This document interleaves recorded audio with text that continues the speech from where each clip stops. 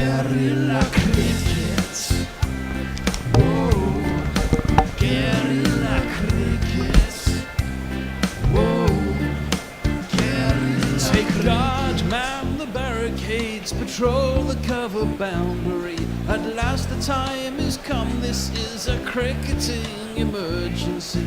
Hear this call to arms for every cricket revolutionary. Take up your bats and stumps for the test match insurgency. At first they tried to silence us, but we would not be silenced. They threatened us with lies, so we threatened them with violence. Che Guevara, Sangakkara, Joseph Stalin, Douglas Jardine, Robespierre, Darrell Hare, Vladimir Lenin, O'Brien Kevin, Guerilla cricket. It's not about the winning, it's about how many rules you break. Even in cricket commentary, this is the best advice to take. Pick guerrilla cricket, it's the finest choice you'll ever make. There's so much more to cricket than rev counters and a slice of cake. At first they tried to sanitize us and clean up our act, but people like it filthy, and we know that for a fact. Fidel Castro, Lenny Pascoe, Carlos the Jackal, Umar Akmal, Mahatma Gandhi, Grant and Andy, Brendan Behan, Austin Ian, Guerilla cricket. Stick with us, cause you know we're not the kind of thing that you see on the TV and the radio. So vive la revolution. First they tried to buy us, but we would not be bought. Okay, we were, but then we ran away, and we will not be caught. Would not give up the ghost when they left us all for dead. They decapitated us, but we just grew another head. Chairman Mao, Jamie Howe, Ho Chi Minh, Asif Din, Václav Havel, Graham Saville, No Surrender, Percy Fender, Che Guevara, Sangakkara, Joseph Stalin, Douglas Jardine, Robespierre, Darrell Hare, Vladimir Lenin, O'Brien Kevin, Guerilla cricket. Good afternoon, peeps. We're here, we made it. Been a bit of a kerfuffle. I'm hungover.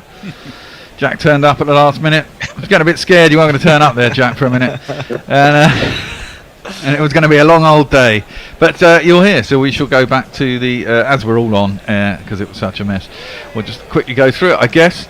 It's Rajasthan who are going to play the Sunrisers in the second qualifier. And who won the toss? Come on, peeps. Rajasthan Won the toss, and they're going to bowl. They're going to bowl, the sensible thing to do. I'll give you a quick line-up of the teams, and then I'm just going to hand over to you, Jack, and you can carry on because they're about to start.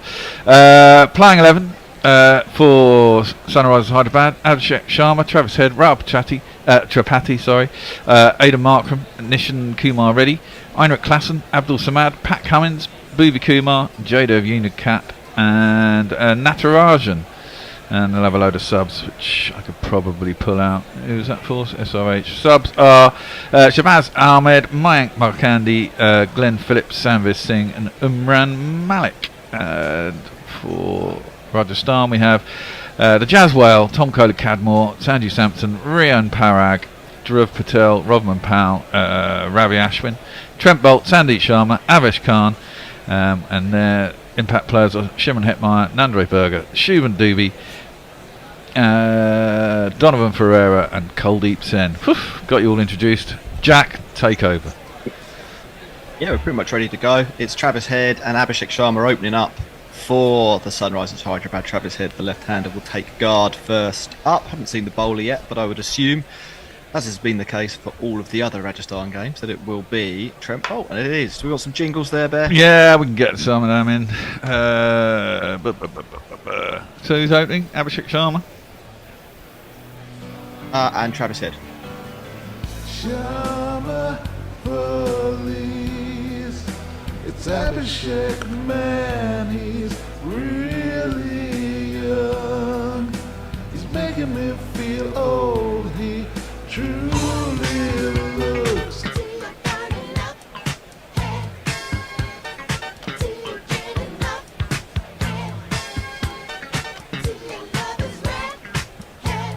How does he speak, or play the horn, or clean his teeth, or even yawn? How does he shout, how does he call? Trent Boult's mouth is really small. Very good. It is a small mouth. We've got to wait for the umpires to declare that it is officially 3 o'clock UK time. Or what's the Indian time right now? Because it's half past the hour, isn't 7:30. it? 7:30 IST. And the countdown is on screen, so we've got about 3 seconds until the first ball will commence. Pretty tight one, this. They finished second and third in the IPL table, so probably fair that these are the two playing in the qualifier. As Trent Boult is in onto the hip of Travis Head, there's a run-out chance, but Abhishek makes it, and there's no direct hit, so it'll be a leg bye to kick things off.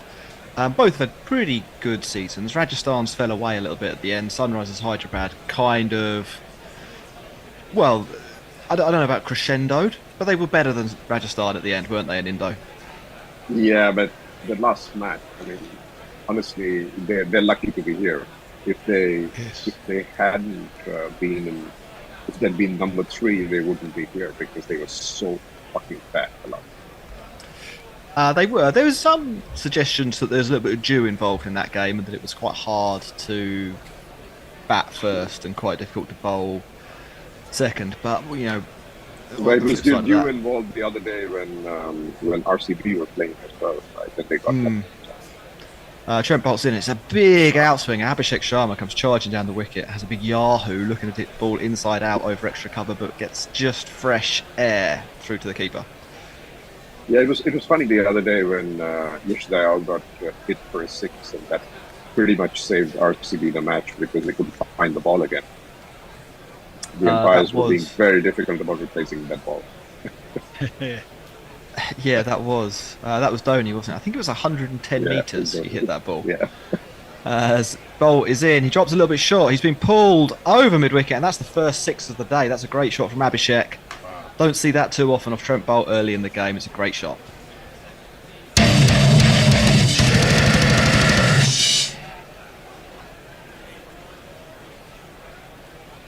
I can't hear if we had that jingle or not, and the Bears disappeared. So let's just assume we did. It was a good shot, wasn't it, at Indo? It was a very, very nice shot. the elevation it had got, I thought it was going to go further into the stands, but this is a very big ground. Yeah, it is, isn't it? It's one of the more generously proportioned IPL. It's a proper test ground, right? Yeah, it is. Yeah, I quite like it. I like the layout, stands kind of split to let the breeze through as Boult goes lovely. full, and that's a good shot as well. Looking for the Yorker Boult, it ends up being a little bit of a half volley, but still pretty full. Abhishek whips through with his wrists and hit it straight back down the ground for 4 runs.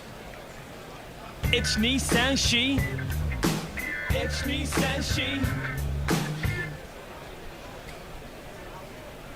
You're back. I mean, I'd hesitate to call that straight drive. I'd call it a straight push. That was an incredibly effective straight push. Yeah, and Sunrisers are up and running here, 11 already, as Abhishek pushes past point. I think this would be another couple, fielded by the man at third man, who runs round to deep point, chucks it back into Sanju Samson, the wicket-keeper. And it's been a good first over. Trent Boult, usually a banker for Rajasthan in this phase of the game, has taken a bit of punishment. Yeah, he conceded 16 off 4 overs in that last game, didn't he? Yeah, I think just 6 off his first 3. So already a lot more expensive, but this could be the chance the Rajasthan were looking for. Yes, Abhishek has gone shorter from Bolt, and it jams Abhishek, who's looking for a kind of cut shot. Doesn't get anything on it. Spliced the bat, It was too balloons close up to into his the air. Yeah, it was. It was caught at point. The crowd says, the crowd says, the crowd says you're out.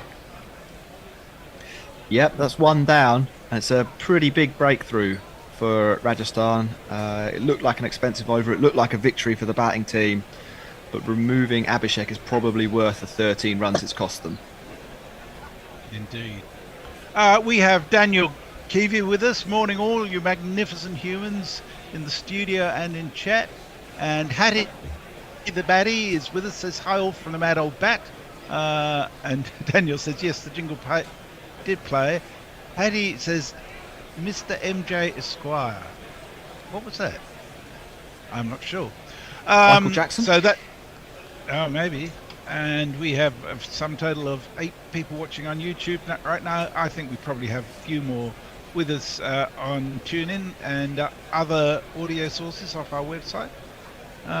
So please contact us and let us know how things are going for you. Warren says, are the UK Guerillas looking forward to their independence though?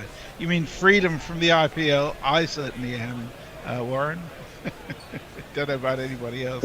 It just feels like it's gone on a fortnight too long for me. Well, that's what the T20 World Cup's going to be like as well. Well, yes, we're and gonna no. have Ashwin into the attack early. He's bowled quite a lot in the power play in this tournament. His first ball is into the hip of Travis Head, who knocks it to square leg. A little bit of a détente. There's no run. Rahul Tripathi, incidentally, is the next man in, replacing Abhishek, who we just saw dismissed for 12. And Head will take a single down the ground too long off with a confident-looking push. Who do you reckon Rajasthan Royals are going to use as the impact player? Shivam Dubey, I guess. I'll have a look at the squads in a second.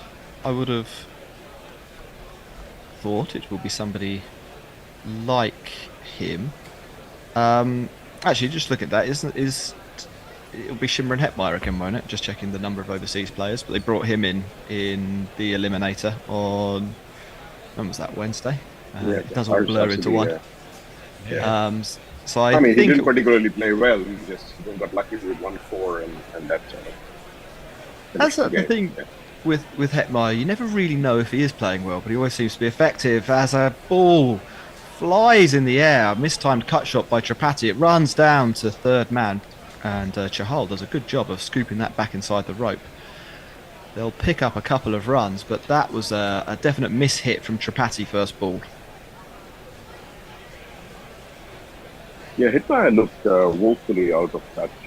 He hasn't really played that much, right, in recent times. No, he's had some sort of mystery injury. I think he missed 5 or 6 matches in a row for Rajasthan before coming back for that playoff match.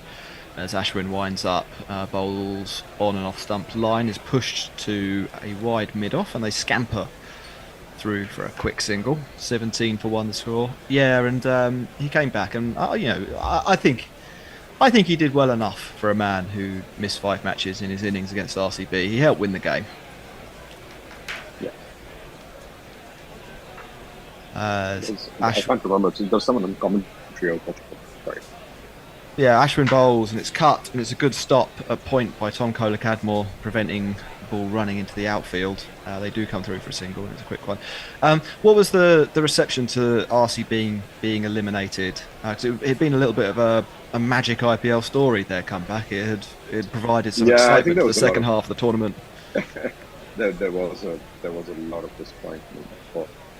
Tripathi sweeps, just where we say that, it's 1 bounce 4. Flies very fine. Looked like a bit of a miss-hit, but it was only 1 bounce in the end. 4 runs, and then we'll get an Indo's thoughts on RCB. 1, 2, 3, 4. Yeah, I think there was a lot of disappointment because they'd really been on a great run, right? So, I mean, of course, the RCB fans were disappointed. They've been disappointed for 14 years. It's nothing new. But this time, I think there were a lot of other people who, not necessarily always RCB fans, who really admired what they had been doing, the whole resilience and the way they were fighting for it. But it is what it is. Yeah. On the day, I think Rajasthan Royals was definitely. Yeah, I think that's probably fair. They were just a little bit better. I think with the ball especially, Trent Boult bowled a great spell and Ashwin was excellent, the two bowlers in operation now as Boult continues his second over, forcing Head onto the back foot, who plays a kind of ugly looking prod with one hand coming off the bat. He'll pick up a single into the offside. 23 for 1 is the score. It was almost as if the game against CSK was their final, wasn't it? That developed so much import in terms of who was going to go through. Yeah, I think that's potentially a fair assessment, to be honest, Jess. Maybe there's a mental come down that happens from there, right? Yeah. I think that there was one bad throw from Faf which could probably have changed the because it was definitely going to be a run out, but he didn't throw into the wicketkeeper and Dinesh Karthik tried to dive and this was, I think it was McMahon at that time, right at the end. Yeah. It's a good ball from Boult. He goes full and in swinging Yorker, and it's jabbed at by Tripathi. Jabbed well enough though, and he knocks it to mid wicket. There's no run. I think did Glenn Maxwell drop a catch as well early in the innings, and Cameron Green dropped a catch. It was quite difficult at slip, and maybe if those two had been taken, it could have gone a different way too. As we reflect on that match, it didn't. That's why Rajasthan are playing today. As Boult comes in, and the other day you were saying, sorry, oops. Tripathi tries to play a pull shot and it skims up off of his gloves, bounced just short of short fine. There's a run out opportunity. They come through for a single. Could have been dismissed in two different ways there.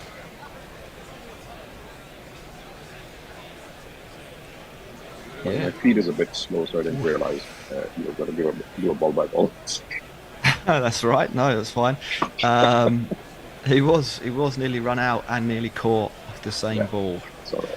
As Boult looks like Yorker again, he finds it, but Head backing away manages to get his bat down, flicks it up towards mid off, and they come through for a single. Yeah, I was just saying that from the previous match you were mentioning, Jack, that it was Ashwin who bowled very well and of course Boult did. And neither of them are, of course, playing in the World T20 and were not in contention.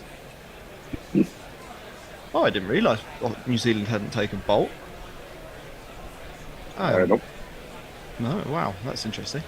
Actually, I'm sorry, he is there. I thought he wasn't. I just checked. Okay, good to hear. There's a dot ball. There was a cut shot, a good diving save, I think by Jarrell at point. 25 for 1. I think there's every reason to think that New Zealand will make the semi-finals at least yet again. Yeah. I think it's a relatively open tournament.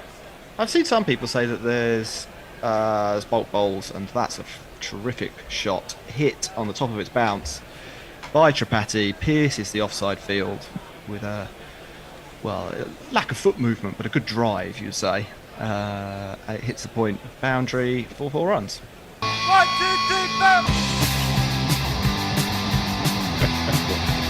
3, Foot movement Warren, and good shot. Yes. Warren points out that when he was breath. speaking of the UK Guerillas looking forward to their Independence Day, he was actually referring to July the 5th, with freedom from Bojo, the lettuce, the pighead shagger, et al. But the IPL does seem to have lasted for 14 years, to be fair. And Ajit at the Armchair Cricket Podcast says, great move from the Royals to open with Ashwin from one end in the eliminator. It'll keep Head cautious and Tripathi a bit uneasy and deny Sunrisers the turbocharged start they're so used to. Well, it is Ashwin continuing for his second over. It goes for a single as Head plays drop and go. They're up to 30 from 3.1 over, so it's not a slow start, but it's not ultra rapid Not either. Yeah, it's not express. As It still Tripathi runs makes a over, little bit of though. room and drives back over the head of mid-off. A couple of bounces into the rope. That's a really good shot.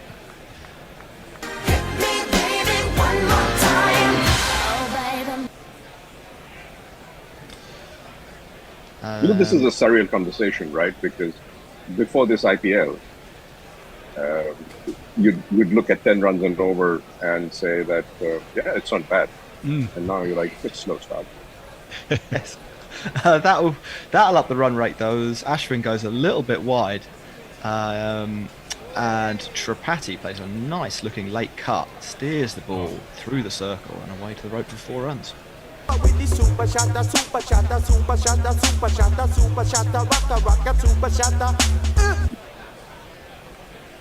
Yeah, it should be noted that basically every ball that Ashwin's bowling at the moment is the Karen ball. He's not bowling the off-spinner whatsoever, and I think that's another one. It's a full toss. It's swept by Tripathi, and that's going to go all the way for 6 runs. It hits the glass frontage of a corporate box and takes the score up to 44. Wow.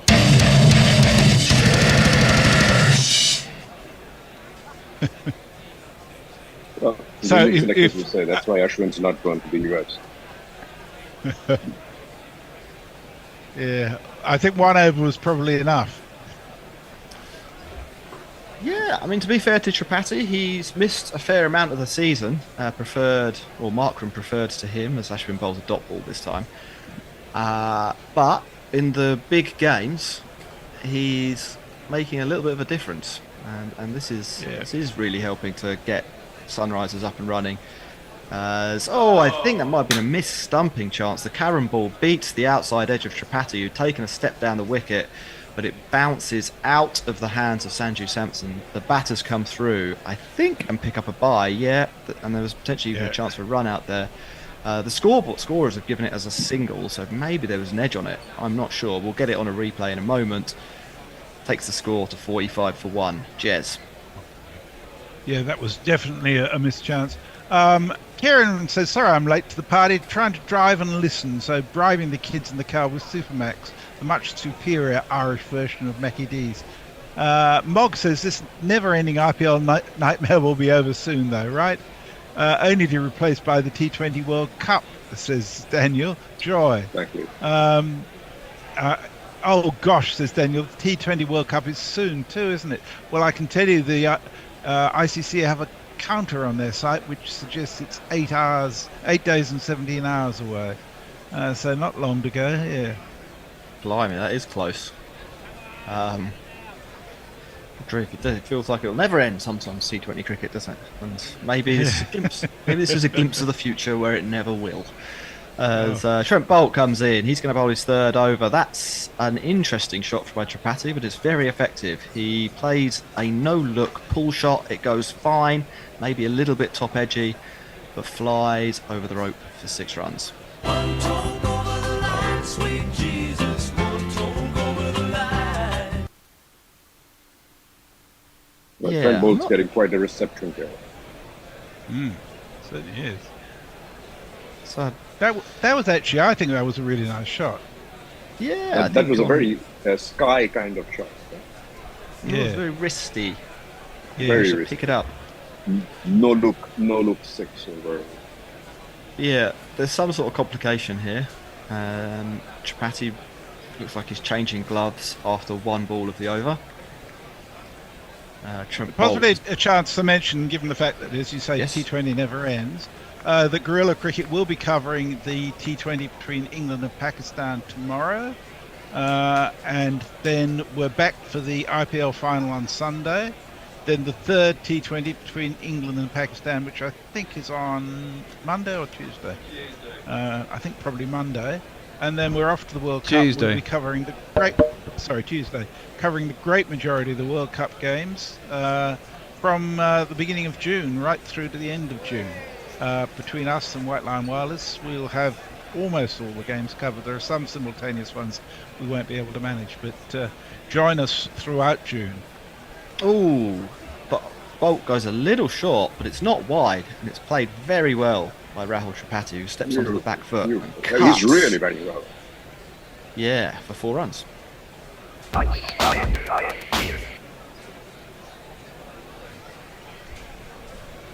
Yeah, he's turned up when it matters. That is for sure. He has 37 from just 14 balls, 2 sixes and 5 fours. And Rajasthan Royals are under pressure. They're going to need a wicket soon. Otherwise, this match is getting away from them, and their IPL could be over. 6 and a 4 to start this 5th over. I think we have a commentary change at the end, at the conclusion. They're coming in with Bennett. I'm staying on social media. And is that the wicket? It is. It's a slower ball bouncer. It's steered by Rahul Tripathi. You can't believe it. He's got his head between his elbows as he walks off. Rahul Chahar takes the catch, and Tripathi is still gesticulating to himself. What an error from the man who's looking so good. It's 55 for 2.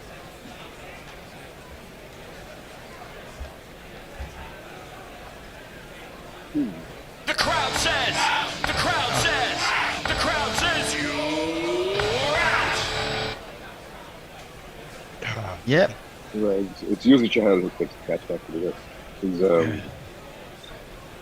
I mean, I think he didn't spot him there. That's the only possible explanation for that try.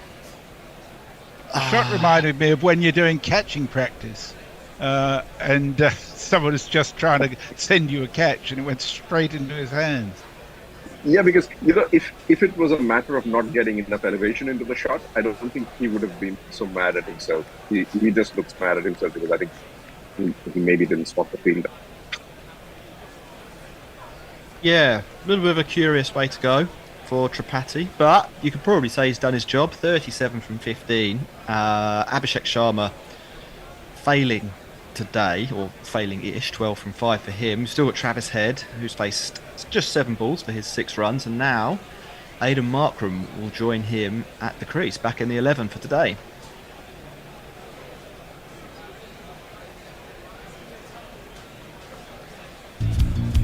Cause he's a grinner, a part-time spinner, and his Safa, yes, he's a winner. Playing his shots out in the sun. He's a stroker, not Here mediocre. comes He's no Trent Bolt, and Aidan Markram is up and running straight away with a little flick off his hip into the leg side. 56 for 2. Hard to say who'll be happiest here. Sunrisers obviously got lots of runs on the board, but they've lost 2 batters. Still an over to go in the power play, so it's probably still up for grabs. Trent Bolt carefully positions the ball in his hand, trying to get that seam just perfect. Comes in and steers one into the hip of Travis Head. I think it nipped back in off the seam. Head will come through for a leg bye. He's not looked comfortable so far, Head. Yeah, I mean, it might be one of those late flourish innings where it doesn't look comfortable in the beginning and then it suddenly goes ballistic, and that's the end of the opposition. Could be. He's coming That's off the 2 bucks. danger of letting him hang around. It's coming off 2 ducks in 3 balls. In his Oh, last there's match. another wicket. A waft from Markram. It's a thick edge and it flies all the way Wow. to short third man on the circle. Chahal takes what's effectively a slip catch, holding the ball into his gut, and Sunrisers Hyderabad are 57 for 3. Wow. I won't look back, 'cause by the time that I do, you'll be gone.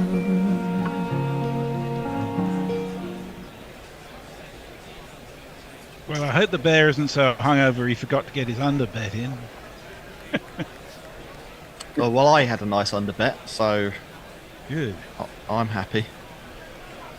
Yeah, should we a have some message tweets? from a new handle on Twitter, on YouTube I haven't seen before, seriously. Says Trent Bolt equals Glenn Quagmire. Is that Glenn McGrath? I think they're quite different bowlers in so many ways, actually, if that's what you're saying. Very, very Um, different. I think And, that's a Family Guy reference. Oh, right. In that case, Yes. it's way over my head. Sorry about We do that. have a change in the commentary box here.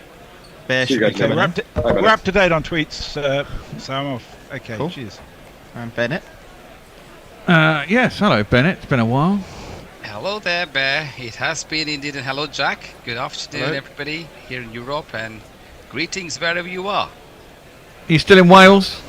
Yes, indeed, absolutely. Wailing away. Yeah, it's been quite wet out there, isn't it? It always is, it seems. It appears to be. How have you been, Bear? I've been okay. Around the wicket is who's the new bowler? Sandeep. Sandeep Sharma. Sandeep Sharma, and it's into the thigh pad of Travis Head, who hasn't faced a lot of balls recently while Tripathi was smashing it about. Finally does get back on strike. He's only faced 8 balls. Gets himself, well, it doesn't get himself a run, it's a leg by. Down to the man on the 45. A bit of single. Next man in is the big hitter. You know, still get a big score with this dude. It's got a jingle that goes like this.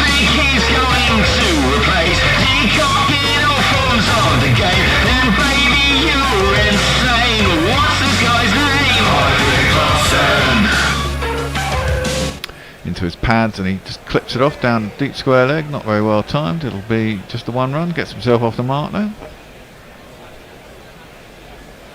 Was that a knuckleball, that one?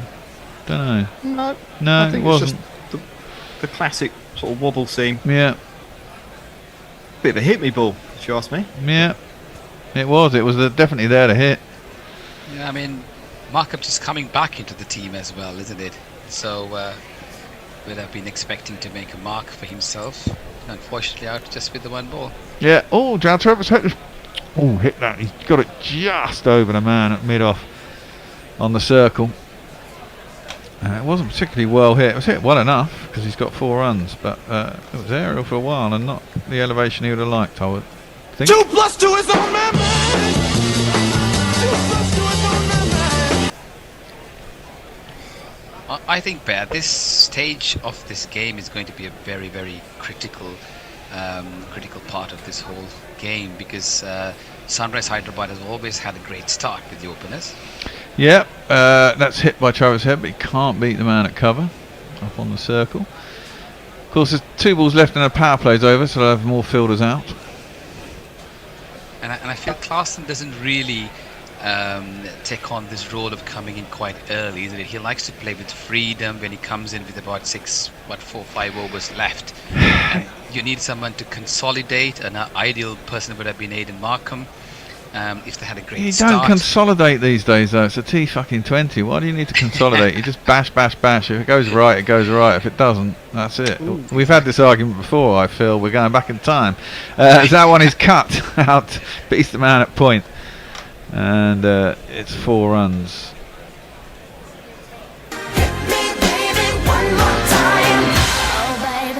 I mean, they do say if you lose 3 wickets in a power play, you're going to lose. It's a good start. What do they do now? Do they bash, or do they just... I think you have to in this sort of game. I mean, the IPL this year, especially with the impact sub, I mean, chasing 220 is not out of the realms of possibility at all, is it? So, Travis Head plays that up too long on, and he'll get himself a single. They've had a couple of changes there. What are your thoughts on that? Markham coming in after a few games. They used to back Reddy up at number 4 previously. Now he's gone down. Yeah, that won't please him. You know, you're supposed to pick an informed player, aren't you? I mean, who's Aidan Markham replaced in today's team? Who's he replaced? Good question. And they got Giant Unawant, who's playing as well. That's the leg spinner, right? The Sri Lankan leg spinner, Vaishant. He's not playing today. They've dropped him. I don't even know. Yeah, I don't even know who he's replaced. But I mean, one man for another. Does it matter? But they made 2 changes though. Yep. Well, that's 68 for 3 after 6 overs. Were those the dancers for the one of the sides? They were pathetic. Harsh. Yeah, it was. Tony Bishop is with us on Twitter. He says, just tuned in to hear the bear sounding uncannily like Frankie Howard. No, now. I don't know what that means. Avish Khan is into the attack. His first ball is wide at Travis Head, who stretches, takes one hand off the bat, but connects with it. One bounce out to the man on the cover boundary. And that'll just be the 1 run. He was on 17 or 14. Klassen only faced 1 ball. I mean, Klassen is certainly capable of batting for 20 overs. I mean, that innings against England in the World 50 over contest, he went like that all the way through pretty much. He did. But the last few games, I kind of felt that he wasn't really sure of what his game should be. He was more uncertain about. Well, he shouldn't be. His game should be bash it, and because that's what he's bloody good at. And look, it's not going to go right all the time. So that one's cut out to the man towards point. It's, you can't guarantee it's going to go right all the time, but you have to trust yourself to do these things. That's what you're in the side to do. That's what you do, whether you're going in the 5th over, the 6th over. Because if you go in the 5th and the 6th over and you do it and you get through to the end, then your team's more than likely going to win, right? So you should be wanting to go in as well, ideally not as soon as possible if you're batting at 5, but if you do it, you should expect to do what you're going to do anyway. Too much overthinking on that respect. Another one that comes off the thigh pad of Travis Head and loops out towards the man on the 45. Heinrich Klassen was a good 2/3 of the way down the pitch and was turned back, but he made it back safely enough. Avish Khan, he had a great game in the last outing. He was carted all over the place in the first few games and came back strongly. He got 2 crucial wickets to bring Rajasthan Royal back into contention. So interesting tussle here, Bear. What do you think would be a score that SRH would be hoping to get here? What are they on now? 70 for 3. Well, I'd hope these two would go deep. And if they do, well, Travis Head is heading in that direction. That's a nice little pickup shot off his legs. And it has gone all the way for one of these. And if these two go to the end, it'll be a monstrous score from here. Jesus, I'd say 230, 240. Yeah. And I think most of the time, Bear, when they have gone big is when they've had a really great start. These two, Abhishek and Travis Head. And last couple of games, Travis Head went early, and this game Abhishek has gone early. And somewhere I feel that right in the middle they struggle a bit when these two go early. To be fair, I haven't watched enough of this competition to really comment on some of this stuff. That's a terrible bit of fielding down at third man. It's a big sliced outside half of the bat from Travis Head, goes down towards third man.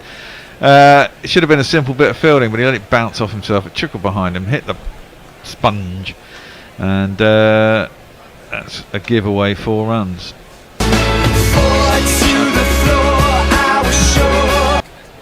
His long barrier didn't help. I think Tripathi has done well, hasn't he? He's just come back into the side, made a real strong case for inclusion, made the number 3 his own, and had a good knock today as well. Yeah, I mean, he'd like to have gone on, but he scored a lot of runs in not very much time. Sorry. That's cut again down to third man for another single. That ends the over. 7 done, 81 for 3. That's pretty good. I presume they'd like the 3 to be at most a 2, but it's not so bad. We got any social media, Jack, or is everyone really quiet?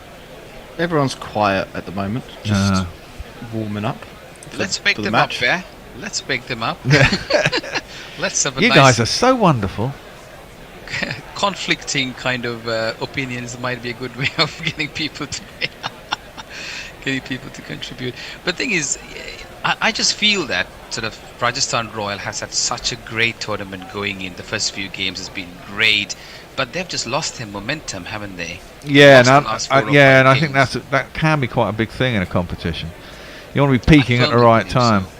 I firmly believe so, because I think this is why RCB had great momentum. Although they lost the last game, they won 5 games in a row, didn't they? And Sunrise Hyderabad have been a bit up and down. At least they've not been going downwards. But this is a great opportunity for two teams that have been really hit and miss, haven't they, in terms of the overall scheme of things. But KKR have had it really great right throughout the tournament, but it's just that one game now that if you really mess up, that's it, isn't it? So yeah, but that's finally. But I mean, it's taken fucking what? How many weeks to get here? 9 bloody weeks to get 4 games that actually mean anything. Well, I mean, there are a few more games in the competition, but I mean, it's interminably long to get to this point. That's why I kind of like the World Cup. It's quick. It's going to be 4 weeks. Mayhem every day.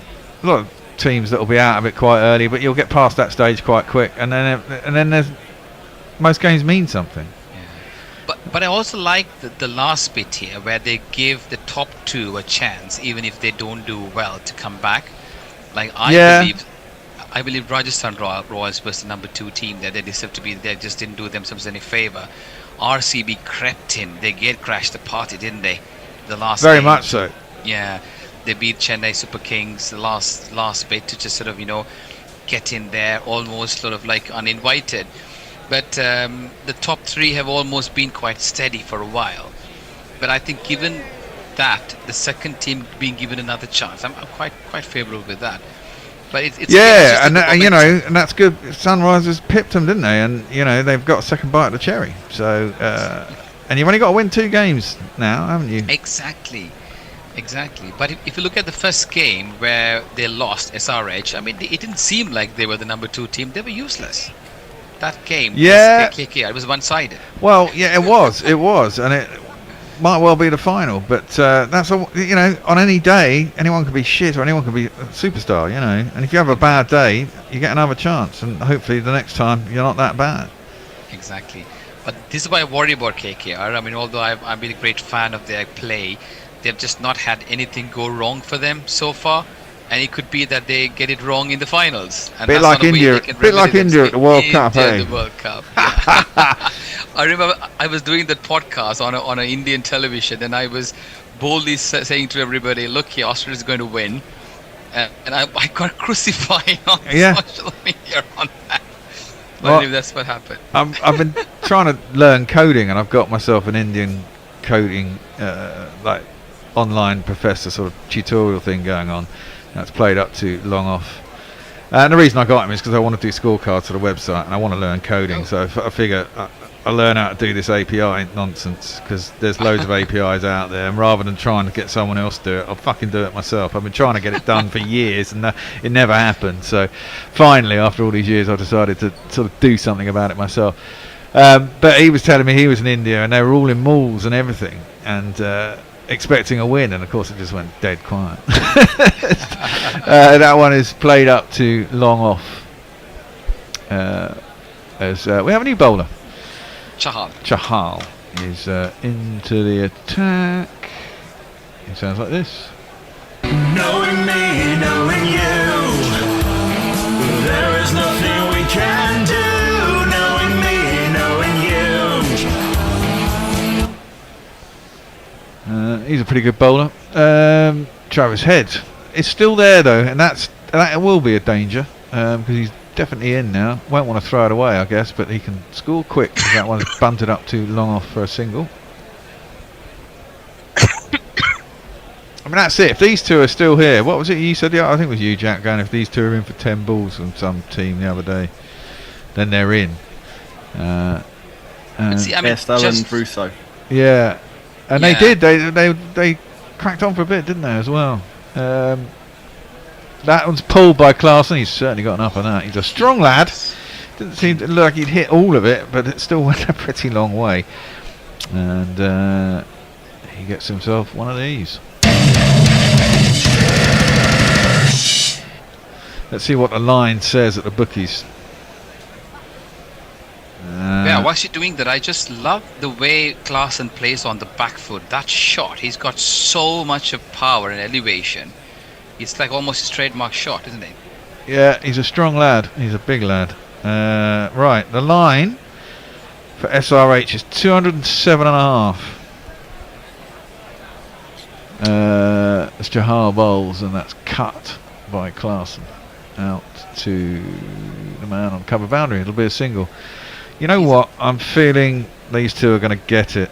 I'm going to go over, which is bold. I don't usually like going over scores over 200. Wickets fall and it all goes horribly wrong. They have been quite sort of almost. I know that you don't like this word, Bear, but the consolidation. Well, they have, but there's still been 6s and 4s in there. They have been consolidated. No, not really. Exactly. They've clipped it out to mid-wicket and they get a single. They might be getting a lot of singles. Yeah, but look, that over's gone for 11. That's not really consolidating. You just got to get one shot per over, a big one. Yeah, they've gone.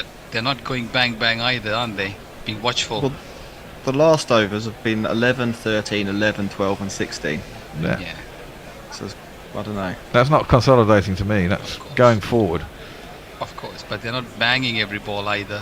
No, but they don't have to. That's the thing. It Exactly. That's what I meant when I said consolidating. That's what I meant. Yeah, but it's not really consolidating because it's looking for the bad ball to hit for 6 or 4, and if they get 1 or 2 of those and over, they're always. I mean, this is it. The modern game, you're always going to get 12, 14 and over.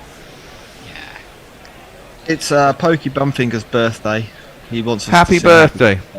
Oh, let's sing happy birthday. Happy birthday, Pokey. Birthday to you. That one is played back by Travis Head. Can't beat Ashwin back into the attack. He's gone for 25. Whether you watched the last game, guys, but Ashwin was just marvellous in the last outing, in the last game that he played. He's looked a little bit mediocre today, hasn't he? Well, he's been swung at. There's a big appeal by Sanju Samson. Don't know what for. I think he thought a catch, but no one else really went up. So, and maybe Ashwin said no, it flicked a pad. Maybe they were going for LBW. I really don't know. We don't have the sound up on TV. But there's a big swing and no hit from no ding, as it were, from Travis Head. The next one he rocks back, cuts out to cover. On the boundary it is fielded, and there will be 1 run. This is a good start to the over from Ashwin. Do you think opening the bowling with Ashwin was something they tried new today? It didn't work, did it? No, I think. Well, I don't think opened with him the other day, but he certainly he either bowled the second or third over. They didn't open last game with him. No. No, it was a game before that. It was. He certainly bowled in the power play though. Yeah, in the power play, yes. So whether you open or not, that one's played up to long on, long off. It's a single. It's bowling in the power play. Whether you bowl the first over, third, second, whatever. You know, it's a lot of teams don't like to risk it too much in the power play. Yeah. I don't know why. That's played up to long off, and there's no run. I often think you can sneak one in with a spinner. People don't like opening up against spinners. They prefer pace on the ball as openers. Some teams do that cleverly, right? The first over they get a spinner in, get it cheap, 4 or 5 runs, and exactly. they don't actually bowl the second over. Some guys get greedy by bowling the second over and get paid. Absolutely. Klassen has worked that round the corner. That's a good over from Ashwin. He's only gone for 4 runs, dragged it back because he's gone for 25 and 2, but only 29 and 3. Really good over. And what's the score? 94 for 3. Anything new, Jack? Nope. Yeah, it's very quiet. So what do you think of this game, Bear and Jack? Who do you think is looking like going through to the finals here? Well, the team on 95. Yeah. Yeah. Rajasthan have got bowlers who can take wickets, and they'll need to take some. And Sandeep has been chief among them. Who's going to bowl now? So maybe it'll all turn around. Well, maybe. Bear, how about you? Well, yeah, I mean, well, this is it. Cut the wickets, these two out. Things look a lot different, but currently, Sunrise are in a pretty decent position. They've got 11 overs left. They've got 96 on the board already, and they've got 2 big hitters in, who hopefully will see out most of their next 11 overs, in which case the score will be enormous. Sandeep is in, and that's played up to long off. It'll be a single. I think Rajasthan Royals is going to win this game because I think they got batting a little bit more sort of deeper, and they'll certainly come back in the second half. Here's a debate for listeners. Come on, let's hear your views. Tell us what you think. Aye. Run rate's dipped below 11. It's now 10.58. Travis Head is facing. Sandeep is bowling. And he's come down the track. Cuts it hard in front of cover, but cover's pretty square and is easily able to get around. It's Trent Bolt out there, I think. And he'll just get the one run. He's a clever bowler, isn't he, Sandeep? You just see him trotting in and think, how does he play at this level successfully? But he's so he's not particularly quick, is he? But you know, I guess you learn skills. This is it. Yeah, he's got a slow bouncer. He's got his swings in the air, and he's got such an awkward kind of an action as well. And he's been very successful for them last few That games. one skids a little bit, keeps a bit low. It's this time cut by Klassen straight to the fielder at point, no run. See, I mean, that ball was a classic example, but it was the loose ball, and you think you can easily put that away, but he finds the fielder. Yeah, I think it skidded on a bit. I don't know if it was. I didn't see the seam, so I'm presuming it was some sort of wobble seam, and it's just skidded off the face and kept a little bit low, so it's chunked off the bottom half of the bat rather than off the meat, and didn't get where he wanted it to go. It's a good ball. That one's a slower ball, tossed up a bit, and driven by Klassen. And it's hit down to long off for a single.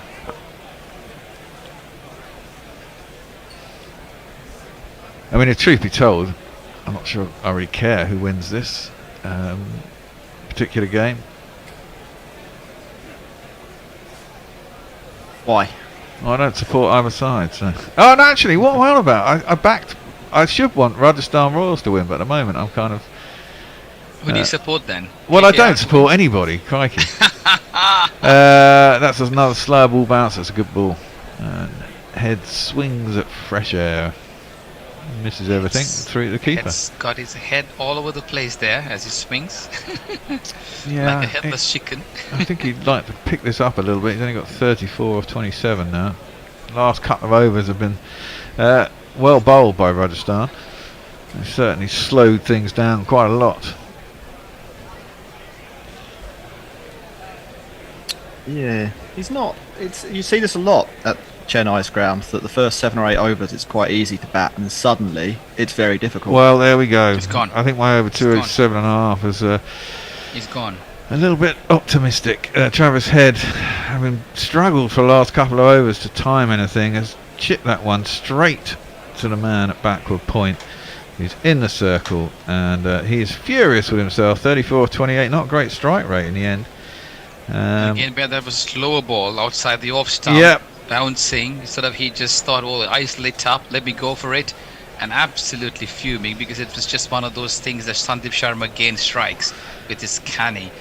Really very, very clever bowling. Yeah, took the pace off it. Anyway, let's give it a jingle.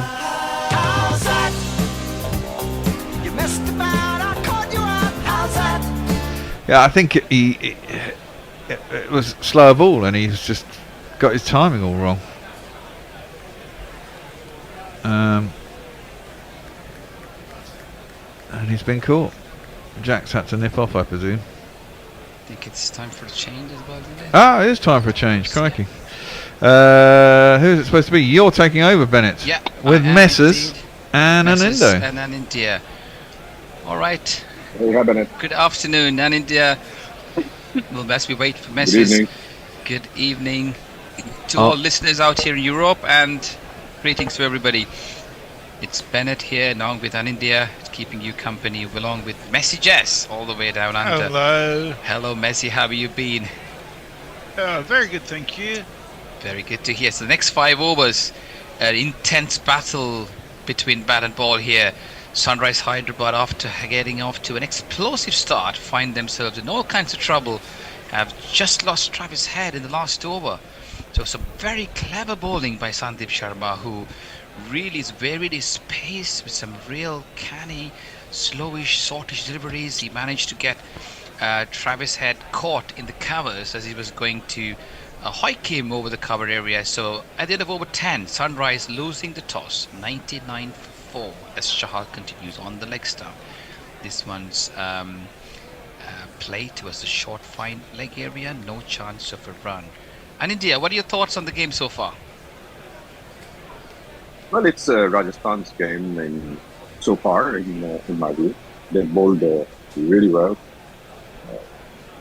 I love Chahal. I think he's going to do far more than he has now.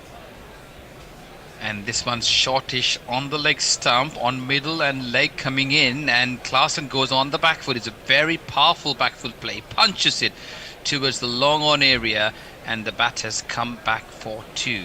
So very clever bowling in the last over by Sandeep Sharma. He tightened the screws on Travis Head, who had lost his rhythm, and Sunrise Hyderabad, who were always used to an explosive start from Travis Head and Abhishek Sharma, struggled in the last few games as they lost Travis Head early without scoring in the last 2 games, and this game they lost Abhishek Sharma. So rather in an unusual position today, having Rahul Tripathi, who's just come in the last game as well at number 3. They made an interesting change, bringing in Aidan Markham. This one's shortish on midland leg again, and this one's on the back foot, plays towards deep mid-wicket area, and the batters go for a quick single. Anindya, what are your thoughts about Aidan Markham coming in at this important game?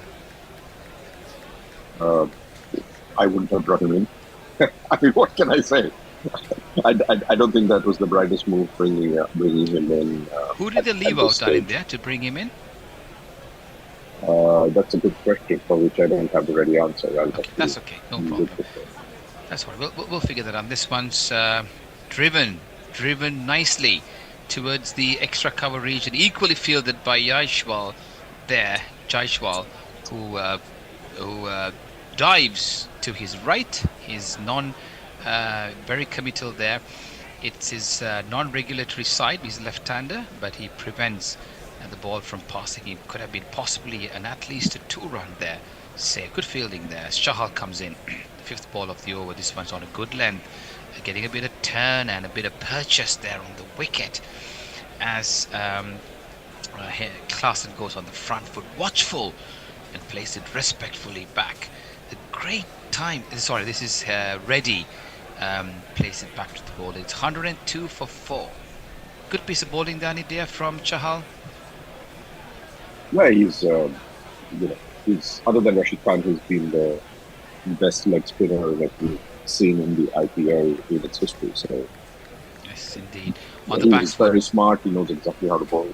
Yes, on the back foot goes Nitish into the covers, and that's the end of over number 11. 102 for 4. Come in, Messi. What have we got? Our listeners, have they woken up? Tony Bishop. That was a little while ago, referring to head all over the place like a headless chicken. We do have a message from. Sorry, my feed's gone a bit funny. Daniel Keevy says, "Why is Jurgen Klopp in the Sunrisers?"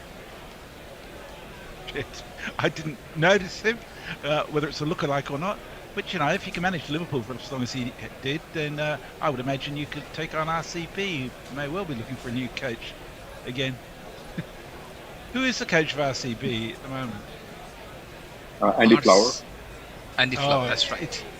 It's a pretty thankless task, I would imagine.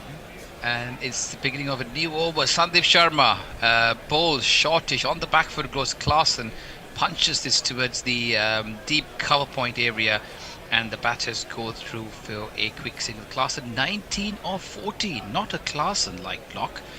Nitish yet to open his account and faced 3 balls. Sunrise Hyderabad, after a very explosive start, are struggling here. Rajasthan Royals. Well, it was pretty funny. The last match against CSK, they released a. Sorry, I've gone up the ball.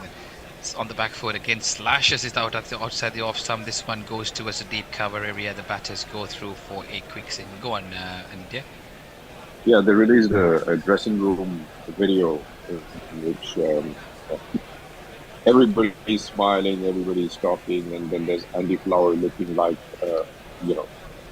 his entire family died in a car crash or something. And Kohli turns to him and says, "Andy, you are allowed to smile now." So.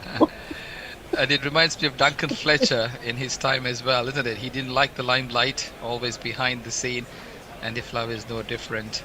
He doesn't bloom as a flower, doesn't he? And this one's outside the off stump, on the back foot again.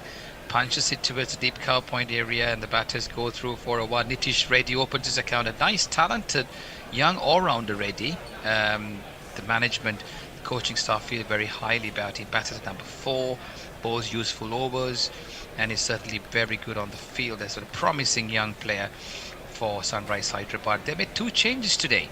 They've dropped the Sri Lankan leg spinner Vashant, and they've also got in Jaydev Unnankant. Sharma bowls. This one's again slower, shortish bounce, a clever bit of bowling by Sandeep. This is what he's been known for, but it's called a wide. It's just gone over the shoulders there. But a bit of change of pace as well, resulting in that direction there. Sandeep Sharma, clever bowler. Hanidya, your thoughts on how he he's is a performed? very, very clever bowler, and that's the reason why he's he's so valued in the IPL. Unfortunately, he's not been able to replicate that whenever he's been picked for India. But his slow ball and sorry. This one's over-pitched and driven powerfully, but not able to beat the field. Goes straight to extra cover. Didn't field it cleanly, but no chance of a run. This is what he does well. He's tightened the screws, doesn't he? He puts a bit of pressure and then brings his a variety of tricks that he picks from his bag. Go on, Anand, you were describing Sharma. No, I was just saying that the ball where he rolls his hand over is incredibly difficult to pick, and it's been very, very successful in the T20 format. Yes. He would probably have been in the team if he'd be more consistent. And he has his square arm action too. He bowls off on a fuller length this time. Again, Klaasen not able to get underneath the ball. This is what he likes, to get underneath, to hike it about. But this one goes towards the deep mid-wicket area, and the batters go through for a single. Nitish Reddy struggling. He's on 1, having faced 4 balls. Klaasen, 21 of 17. And Sunrise... I just look at the South African batsmen, and I'm thinking of the mayhem that they're going to cause in the T20 World Cup. I'm really looking forward to that. And Sharma comes in. This is again a clever delivery. It was an uneven bounce there. Nitish Sharma playing underneath it, not able to get that away. That's end of a clever over with just 4 runs coming off that over. At the end of over number 12, Sunrise Hyderabad being put into bat, 108 for 4. Messi. Very quiet on social media at the moment. I was just thinking, I think the point that Jack made is very relevant. The fact that over the course of the season, batting at Chennai has proved to be really quite difficult after the first 10 overs or so, when the hardness goes out of the ball, and it seems to just not have the pace on it to make it easy for batters. And I think Sunrise is really suffering. It's the humidity and the dew which really makes it difficult, makes the ball soft. I mean, look at these guys sweating. I mean, it's enormously humid. I mean, Mumbai is the same right now. AccuWeather refers to it as dangerously humid. Yep. Chahal starts a new over on the leg stump. I think Chahal's face confirms that. Sorry, yes. Yeah, and he plays it back towards the bowler there, no chance of run. And also, gentlemen, I don't think making 2 changes in an all-important game like this shows a bit of a panic in the SRH camp. The Shabaz Ahmed and Vishash, the right-arm leg spinner, being sort of left out. This one's outside the off stump, and Klaasen giving himself room on the leg stump, thinking of the ball coming in there, like being deceived by Chahal, who drops it way outside the off stump. But 2 dot balls. Here's the pressure being built now. Klaasen. It's really clever bowler. He out-thought the batsman there, didn't he? Yeah, again, very clever there. He's on the back foot. And this one's Googly coming in towards Klaasen as he moves away. Klaasen's now... Sorry, Andy. No, I was just saying he's consistently been bowling on the Midland leg Googlies with both Nitish and Klaasen and keeping them very quiet. The ball's been coming so close to them that they don't have room for it, which he does now. This one's on the back foot, and he's a very powerful player, isn't he? He was making him room for this on the back foot, and he punches this one wide and high over the deep extra cover area for a mighty 6. breaks the shackles.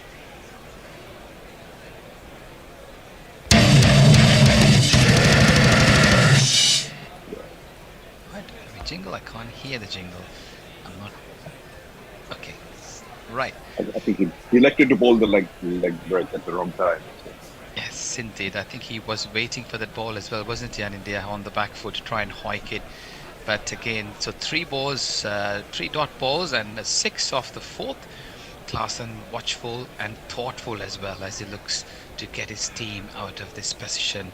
114 for 4. This one's overpitched. He comes down the track, didn't get hold of it as he plays it towards the deep mid-wicket area, and the batters go for 1. 28 off 22. Nitish Reddy, 1 off 5. Chahal just got 1 more ball to go in his 3rd over. He's gone for 21. Certainly doing a good job for Rajasthan Royals. But in India, Rajasthan Royals going unchanged for this all-important game.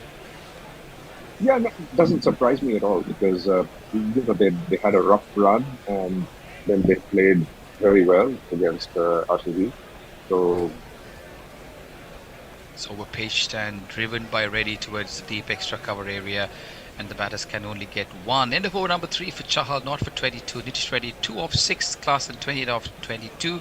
Sunrise Hyderabad 116 for 4 in the qualifier 2, being put into bat by Rajasthan Royals. Messi, what are your thoughts? Who do you think is going to win this game, in case if you don't have anything on media?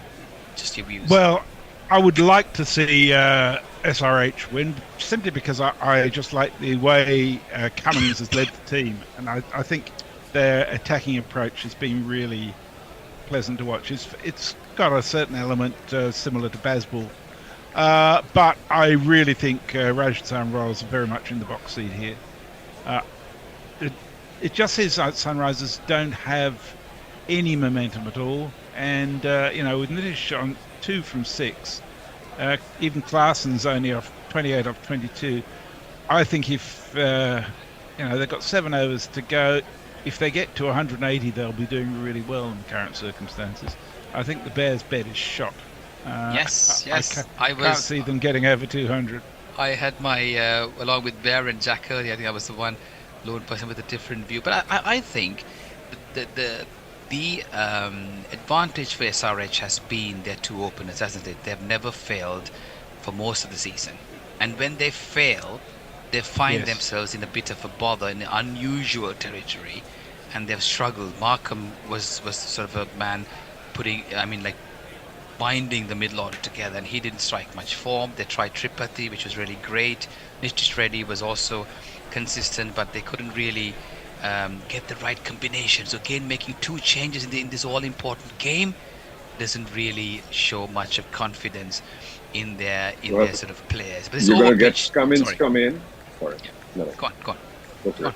No, go for it. Finish. No, I just described the ball. That was overpitched, driven towards extra cover region, and the batters go through for 118 for 4. Sorry, Anindya. No, I was just saying that you're going to get Cummins come in, score 60 runs in 15 balls or something ridiculous like that. They need something like that. That's always possible. Yes. And the thing is, Klaasen's struggling to figure out which gear he should get into, because he's always come in with 5-6 overs to go, and he is only 1 way to go. But now I realize he's thinking about, what do I do now? Do I sort of make sure I'm there at the wicket till the end, or do I go bang bang? So that's what 28 or 22 is very Klaasen-like, isn't it? Yeah. Avish Khan bowls outside the off stump and going for the reverse sweep there. Nitish Reddy not getting any connection. And India. That was totally bizarre. That was totally bizarre. Oh, what are they reviewing? For wide, I think. That can't be a wide, because I think... Wide not given. That cannot be a wide. He just moved so much. It moved under his ass. The ball went under his ass. I mean, seriously. I can't believe this. Go on, Messi. Almost. There's no way that's a wide. He's about 3 feet outside the stumps when it's bowled. I saw wide given the other day in a women's T20 international, where the ball passed between the batter and the stumps, albeit the leg stump, because the batter was so far outside the stumps and the wide was given. It's just That's mad. ridiculous, isn't it? I mean, that's one of the most ridiculous reviews I've seen in recent times, because he was about 3 feet away from the crease, as my co-commentator described. This one's outside the off stump, steered away towards the deep third man area, and the batters go through 4-1. And India, are we going to see some fireworks now? What's going to be happening? What's the SRH strategy? Well, I mean, you can't have any strategy from here other than having fireworks, right? There's Clarkson's got to just over the next 6 overs, he's just got to go nuts. Yeah. That's the only way they're going to win this match. They just bank on him quite a lot, didn't they, in the middle overs? And they've got Abdul Samad. He's But when you pick someone like Clarkson, you pay the money that you have to bank on him. Yeah. He's one of the most destructive players in the world. Of course. And Abish Khan bowls. This one's, I think he's taken a bit of pace off the ball, so Clarkson struggling to get underneath that, and the ball just trickles back towards the bowler's area, and the batters go through for a single. Another batter who can really cause carnage is Abdul Samad, but I think he has not really been very matured, isn't he, in his stroke selection, and the way he's batted last game was a classic example when he had a bit more overs to play with, and he just came and gave himself away, unfortunately. I mean, I can see Glenn Phillips also as one of the subs there. He's not been given much of a chance. He's another player who can really be good lower down the order. As Abish Khan bowled this one, he tries to scoop that, and he resulted in playing that straight into the short third man area. Chahal, second catch, not renowned for his fielding. Third catch, correction, and an excellent piece of play for Rajasthan Royals as they get the struggling Nitish Reddy, who's been relieved of his pain. 5 runs off 10 balls, and Abish Khan strikes with a score on 120 as Sunrise lose their 5th wicket in all sorts of troubles now. Well, yes and no. I think that's probably an advantage. Another one bites the dust. I think that is going to be out, Fred. Another one bites the dust. You're going to get... Go on, Messi. Who's coming in now? Cummins? I want Cummins. Well, whoever it is can't do any worse than Nitish. To waste 10 balls and score 5 runs. I want Cummins and Clarkson to go nuts now. Yes. Yeah. Go on, Messi. Go on. Well, Cummins actually did a remarkable job the other day. He was the one who made the Sunrisers score respectable in the end. Exactly. I mean, they would have had no chance at all if he hadn't done what he did. Yeah, but I think Messi, they also have sorry to interrupt you, they also have an option of bringing in an impact player, right? I'm hoping they'll bring in another batter. Yeah, well, they probably will if they lose another wicket before the 17th over. Yeah.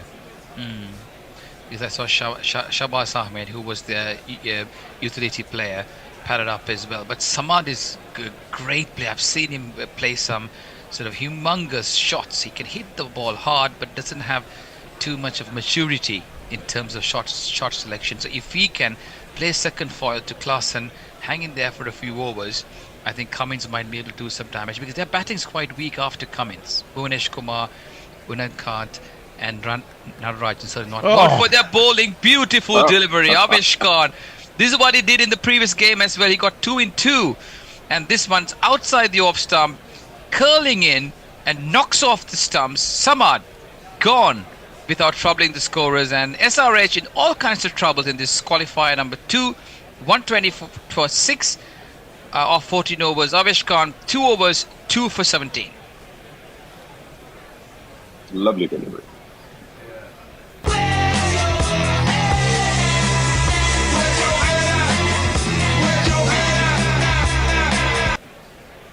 I don't know if any of you can hear the jingle, but I really can't. Pure. Just give me a signal. Is the jingle The on? jingle seems to have been particularly It was a quiet pure. today. Sorry. It was a pure seam play. I mean, he held the seam right upright and delivered the ball at a slight angle, and the ball just little bit of movement and just went past us. Yeah, I think that's a very difficult first ball to face as well on India, to be fair. Yeah. And Abish Khan always surprises the new batsman with the ball. I mean, in the last game, he had the same result. He was not bowling really well, and suddenly his rhythm came. He's a rhythm bowler, isn't he? So, I mean, Sunrise Hyderabad, I think this time, they perhaps will be looking strongly at bringing in one of the impact players to help out Pat Cummins and company. Jesh, Messi, who do you think should be able to be called upon now from Sunrise Hyderabad? Now, that I don't know who they've got available. Hold on, I'll just look at the Shabash Ahmed, yeah, maybe, perhaps.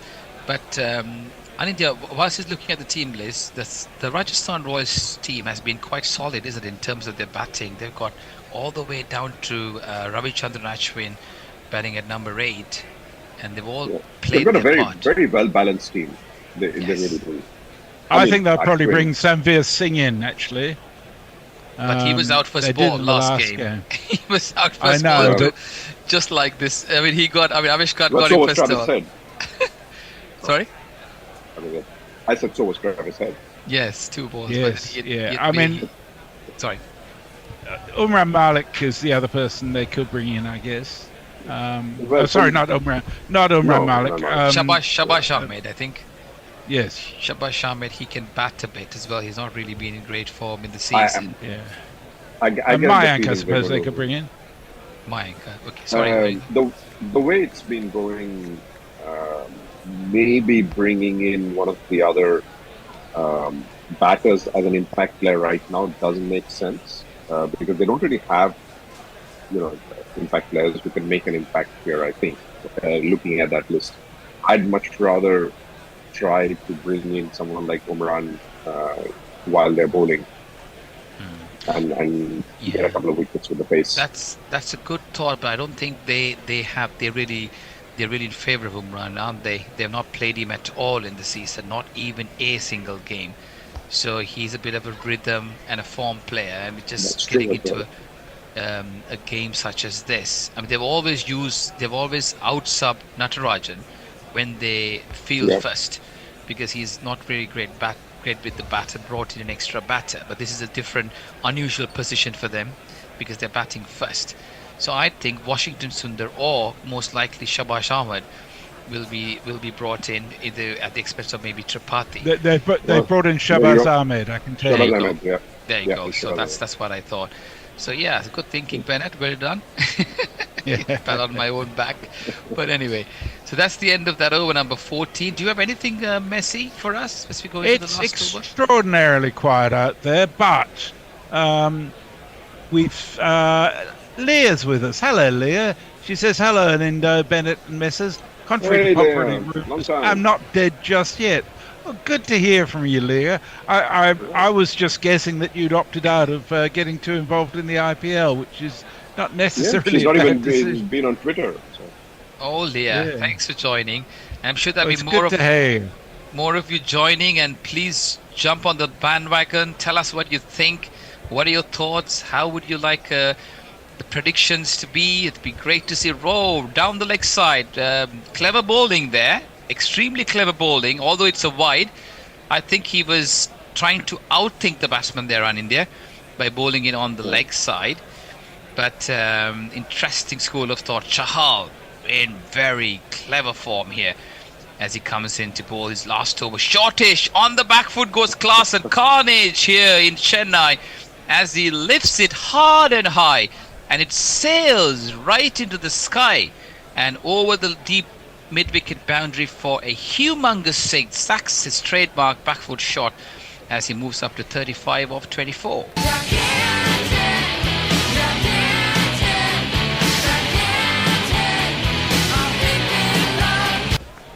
So the next one's going to be a fast, flat googly on the leg stump. Here he goes. Let's see if he can prove that right. And this one's hit. Oh, it bounces just in front of Rotman Powell there. And I think, Aninda, you almost got that right. Was that a googly? Was that short? Was that shorter? Perhaps so. And Rodman Powell, he's got hands of like a bucket. He had 3 or 4 catches in the last game, and he wouldn't have missed that one out. So Chahal, unlucky there as Klaasen plays it towards the deep mid-wicket area. Has he got a wicket here? My apologies. Oh no, that was a replays. My apologies, listeners. That this one's played nudged towards the short fine leg area, as we lost a bit of feed there, and the batters go through for a single. Shabazz 2 of 1. No, there's a couple of runs there as they come back for the second. As we see Kumar Sangakkara, the director of Rajasthan Royals, looking very excited and happy there in the dugout. He must be quite pleased with the way Rajasthan Royals have come back strongly in the second part of the game here. Pat Cummins looking rather worried along with Daniel Vittori by his side. What can Shabazz make an impact as he's called upon to do? Shahal bowls. This one's outside the off stump and nudged into the short third man area, and no chance of a run.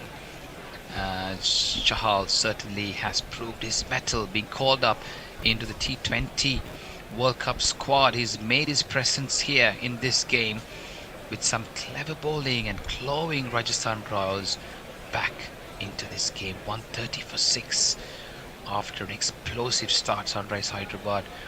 Klaasen 36 for 25. All the hopes lie on Henry Klaasen from South Africa. This one shortish outside the off stump, trying to draw the batsman away, and it's called a wide. He was expecting the batter to follow the ball, didn't he? But he didn't. Was not successful. India, good over so far, India. Yeah, good over. He's been a bit wider than he wanted to be, but he's bowled very well. Yes, indeed, as he comes in flighted and not giving him room there to get underneath. Shabazz is not very comfortable facing him, that's for sure. He is not indeed. This one's played into the short extra cover area, and the batters go through for a quick single. The last ball of the over coming up. Shabazz 3 off 3. Klaasen 36 of 25. Sunrise Hyderabad be put into bat 132 for 6. They've lost all their top order batters except Klaasen. Travis Head out for 34. Abhishek Sharma out early for 12. Trout Tripathi made an impact with a good score of 37 or 15 to give them a great start. Aiden Markham out for 1. And Klaasen's toiling here, 36 for 25. This one's a good ball. Driven back towards the bowler. No chance of run. End of an excellent spell. 4 overs, not for 34. Sunrise Hyderabad be put into bat 132 for 6 or 15. Shabazz 3 off 3. Klaasen 36 off 26. And that's the end of the little spell we have. Thank you, India. I'll hand you over to messages before the next commentaries come in. Yes, sure. Cheers. We've got a message from Josh Hoover. That's an American follower, mostly of English team here. Was delighted to see USA upset Bangladesh. What are your thoughts about them not embarrassing themselves next month? The USA, well, I recall that when the Soccer World Cup was on for the first time in America, and all of a sudden they learned to play soccer. So I think World Cups are very good for American teams. Their competitive spirit will see them perform much well. They've beaten better than people expect. Beaten Bangladesh twice, haven't they? Yep, quite crazy. So looking good. Okay, I'll catch you later. Okay, Jack, you're taking us through. I am. Hello, Ajit. How you doing? Good afternoon. I'm doing all right. And SRH, well, they seem to have made a small comeback, but they were very close to bottling it just before that break there. Well, I think it's very much in the balance here, isn't it? It's quite a good game at the moment. Sandeep is in. It's a bouncer. It's a flail. It's a miss. It's a dot ball. I thought that was supposed to be a hat-trick ball, wasn't it? One would expect a foolish ball, maybe trying to get a bold or a LBW. Has he forgotten it? Maybe he's just the consummate professional, and he didn't want to... Well, get a wicket, it's still a dot ball, right? That's also one way of doing well, but all right. Yeah. I've got Bear a nice cash sandwich if the score is between 176 and 191. So... Ooh. Yeah. I got a run out in the last game. Looks very realistic at this point in time, right? That's going to be a wide. It's well wide. Yeah, so I should have said... He still has a chance at a hat-trick. Oh, no. If the score moves, you lose a chance at a hat-trick as well, right? It's the ball, it has to be that ball. If the score moves, you don't get a hat-trick. I had that one. I played in a game where our team were on the receiving end of wicket wide, wicket wide, wicket. Hope it was near the end of the innings. No, it was the first over of the game. Oh. It's a wide. Not many teams come back out of a over hat-trick. Pakistan did once against India in a test. Maybe I hope you guys did as well. I can't remember actually. I don't think we won the game. Here's Abesh. He's coming from round the wicket. It's on the hip of Shabazz, who knocks it to mid-wicket. There is no run. They've really pulled them back they're here, going to treat haven't Shabazz. They're going to treat Abesh very carefully then to try and see him off. Maybe? I don't know. They don't have a lot of batting to come, do they? I mean, Pat Cummins that's the has thing. got Bhuvi can a bit bat. whacking. Bhuvi can bat, Cummins can, but yeah. Yeah. So I think these two have probably got to go another over or two without doing anything too crazy. As Abesh comes in again, Shabazz goes for the big pull and I think toes it along the floor to mid-wicket. There's no run. You've got to think Klassen's capable of getting, 40 in 2 overs at some point if he goes deep enough. Exactly. Yeah. I mean, look, if you turn it around, Cummins is a capable bat, so is Bhuvi. You should go hammer and tongs, I would say. Yeah, I think Cummins is. I think Bhuvi can hold a bat. I don't think you want him facing too many balls. I think that's the point, right? Get a strike. He can do that. He'll not be a bunny. Here's Abesh. He's in short again, and a miscued pull will pick up a run for the Sunrisers Hyderabad. Shabazz off strike, Klassen back on strike. He's got 3 balls this over. Abesh has been bowling well, probably not the bowler to target, I think. So unless he bowls a bad ball, he will finish off. Expect. Oh, I think so for sure. Like the figures won't look the same as the feeling I get. He might be targeted. But speaking of club games, I'm sorry I will not be able to join the recording in the finals or the commentary in the finals. My game has been moved up. It was supposed to be tomorrow. It's going to be on Sunday. So. You started playing yet, Jack? You were going into nets last time. So we played 1 game in April, and then we have a game tomorrow, and then our season starts properly after that. Okay. As Abesh bowls, it's pushed down the ground. It'll be a single. We've played 3 so far.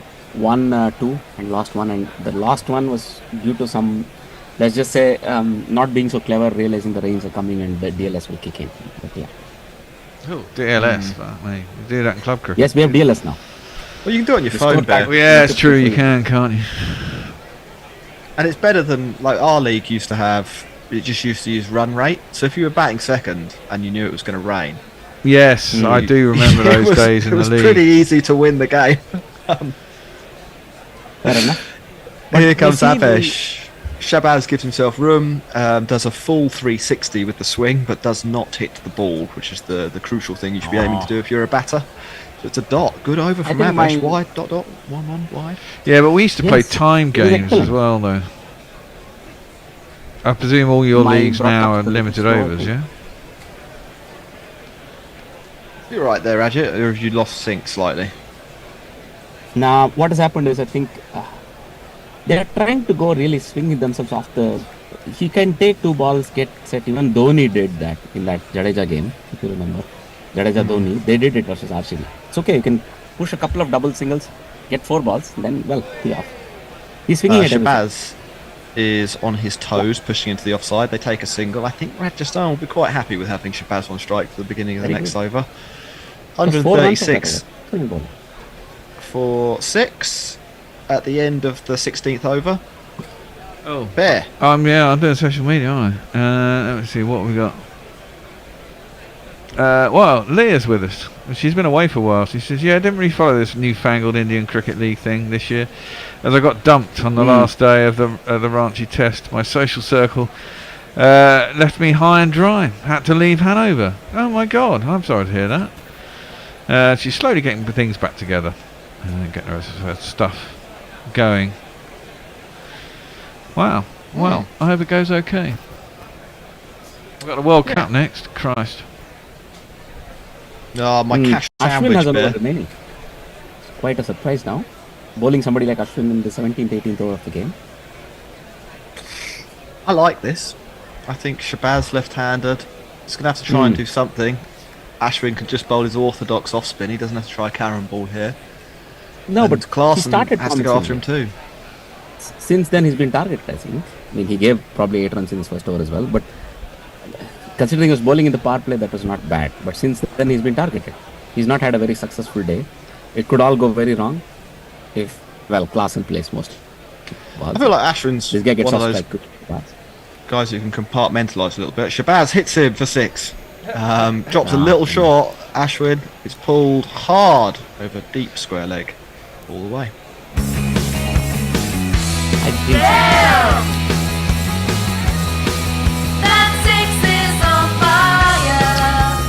think They need a big over right now, and that's a good start to it. Yeah, it wasn't Yes, super yes. convincing. Well, Shabazz made up a bit of that. That'll be out in the World Cup. Well, it I think it counted. will be. Yeah, I think I in think a lot they're of gonna World Cup grounds. I think they're going to be 70, 75 yard boundaries, and these are all 50s to 60. Ashwin in, and he's knocked down the ground for a single by Shabazz. It will bring Klaasen on strike. This is where Good I think batting we this. might see Klaasen do some stuff. He's good Nah, against it's spin. good batting. Look, he's a There's- lefty. He got a short ball, he put it away. Now he's just exchanging strike. That's very, very good cricket. There's 22 balls left. Pat Cummins is in the dugout. Looking very hot and sweaty. I'm sure it is quite hot down in Chennai. And, Klaasen just takes a single, or does he? He's going to look for 2. Oh, it's good running. He's found a nice little gap in the leg side there. Tickled the ball into it and scampered back for the second run. Still get 190 from here quite easily, couldn't they? Yeah, I'd be happy with Yeah, 190. There your That's in total the, looks a little shaky. it's in the cash sandwich for me. Uh-huh. So what have you? all right. Did you go under something and then over something else? I was. Have you got I was double going bubble? under. I was going unders when Klaasen was batting with head, as Klaasen takes a single into the leg side. In fact, no, he's going to repeat the trick. Come back for 2. Oh, they're going to run. Oh, yeah. Good running this. That's really good running. And then when head was out and Nitish Reddy was noodling around, not doing anything, it dropped down to 175, and I thought they're going to get 175. That's only 10 and over. So I went overs. Ah, so you're all right. So you get something anyway if it's low. Have you only gone once under, or have you did several unders? I'm mainly under. I don't want it to go above 200. Okay. As Klaasen knocks one down the ground for a single. But if it goes over 175, then I get the Double It's, bubble. surprisingly tame. I thought he'll still try targeting that for a 6, actually. Even this is a spinner that he's facing. Last ball in this over. Shabazz Maybe on strike. Shabazz has He's- been told to take the risks. While Klaasen plays Potentially. it. Yeah, I think there's a bit of a free hit for Shabazz here. One of Exactly. I Ashwin mean, to come. he has 2 more batters to come anyway. He might as well swing. 200 an outside chance here, guys? Or maybe Hope it's not. not good. I hope not. As... I know why you're saying that, but fan of the game, as a fan of SRH. Oh no, it's a misfield. It's a fucking cut useless. shot. It's going to trickle away towards the rope, or not quite. Yuzi Chahal will jog back over towards third man, pick it up, throw it in. Not good from Kola Kevmore, who's fielded pretty well in the games we've seen so far. He's That English, one's isn't he? slipping through. Cody Cadmore? Yeah. Yeah, he I is. mean, Yeah. Who does he play for? I dare say he's on the fringes of the English cricket selection, but for some things that's preventing him from getting selected, I suppose. At least in T20s. Yeah, is he Notts player or was he a Notts player? I have no idea. He was. I mean, he was embroiled in this controversy of a WhatsApp chat group where they talked rather less than nicely about women, and there were some bets going on and so on. Right, there were 3 players. He was one of the people. Oh, right, he yeah. was, That's yeah. where I know his name from. That's why I think it's sort of keeping him out of the limelight. Actually. Yeah. Whereas people like Duckett would not have overtaken him in the T20 thing states. Yeah, Duckett's all right. He hits the ball hard. Though. Stephen Kelt's given us a super chat for $2. He says, "Please ask Bear to curse loudly." I always curse loudly. That's how I'm Bear does sure it. there'll be plenty. He says, "I'm in this to catch some swears." So and so Muppet. Yeah.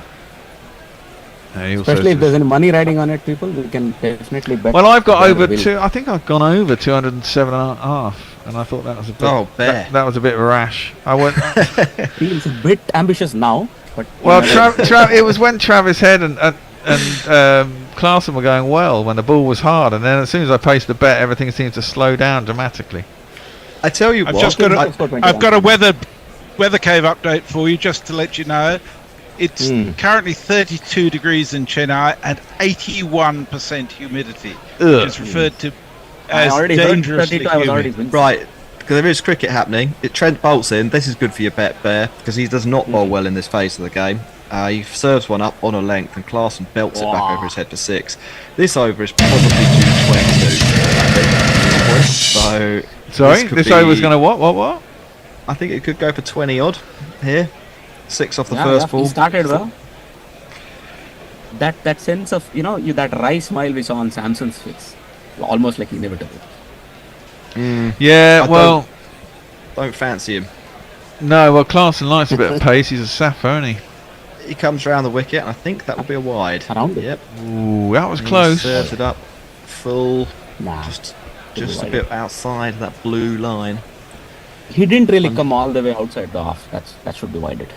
I know bowlers are not having much space to hide anywhere, but that was what.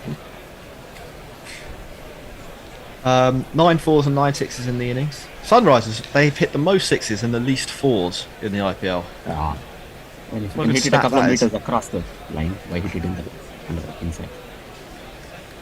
These are big, strong boys. Yeah, Trent Bolt is shuffling his fielders around. It's coming back over the wicket, so trying to come up with a plan to keep Clarkson quiet. In he comes, short, wide of our stump, and that will be whacked back down the ground, baseball style. It's good fielding to keep Clarkson at the non-striker's end, and Trent Bolt will probably be breathing a little bit of a sigh of relief at that fact. I'll be just back. My camera will be switched off for a second. I'll be back. Okay. Just that I think I'll explain my situation shortly. Into Pole or on to Ajit.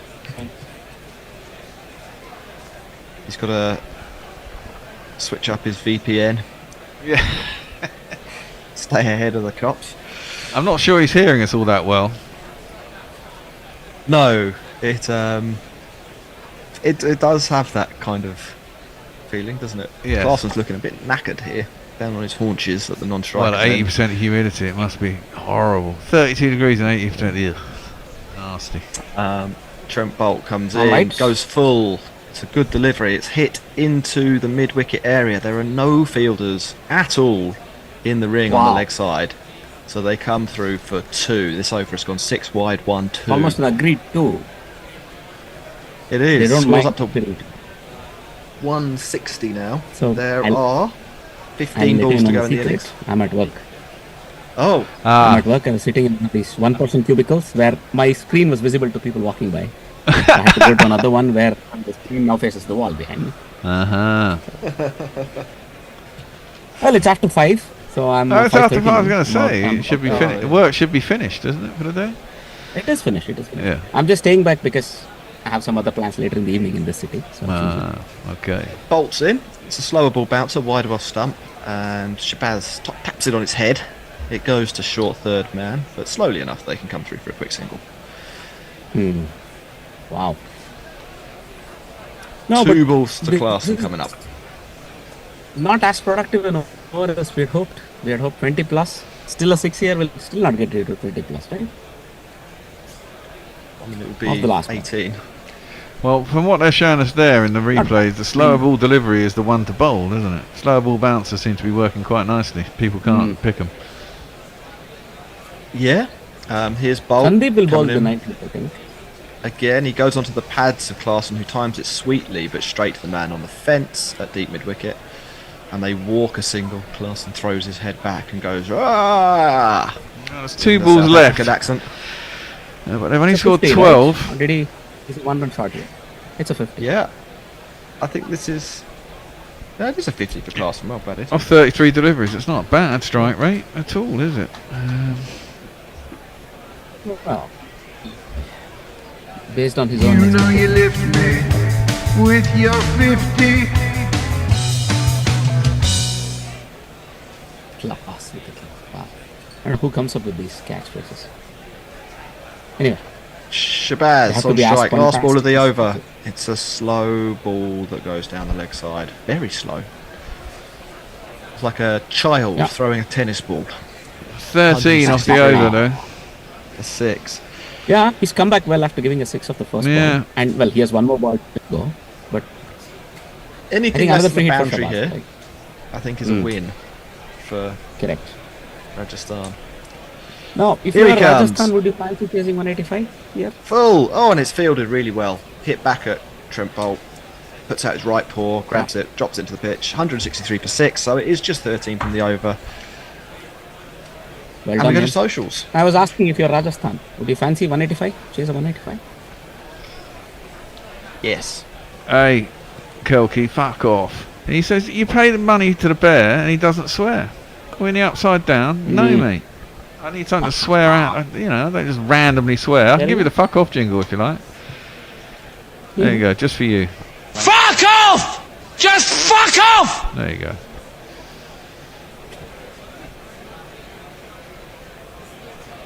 Something important that I'm noticing, when you see the wheels of that thingy that brings the camera around or whatever, there's not enough dew yet. That might be good for the chasing team.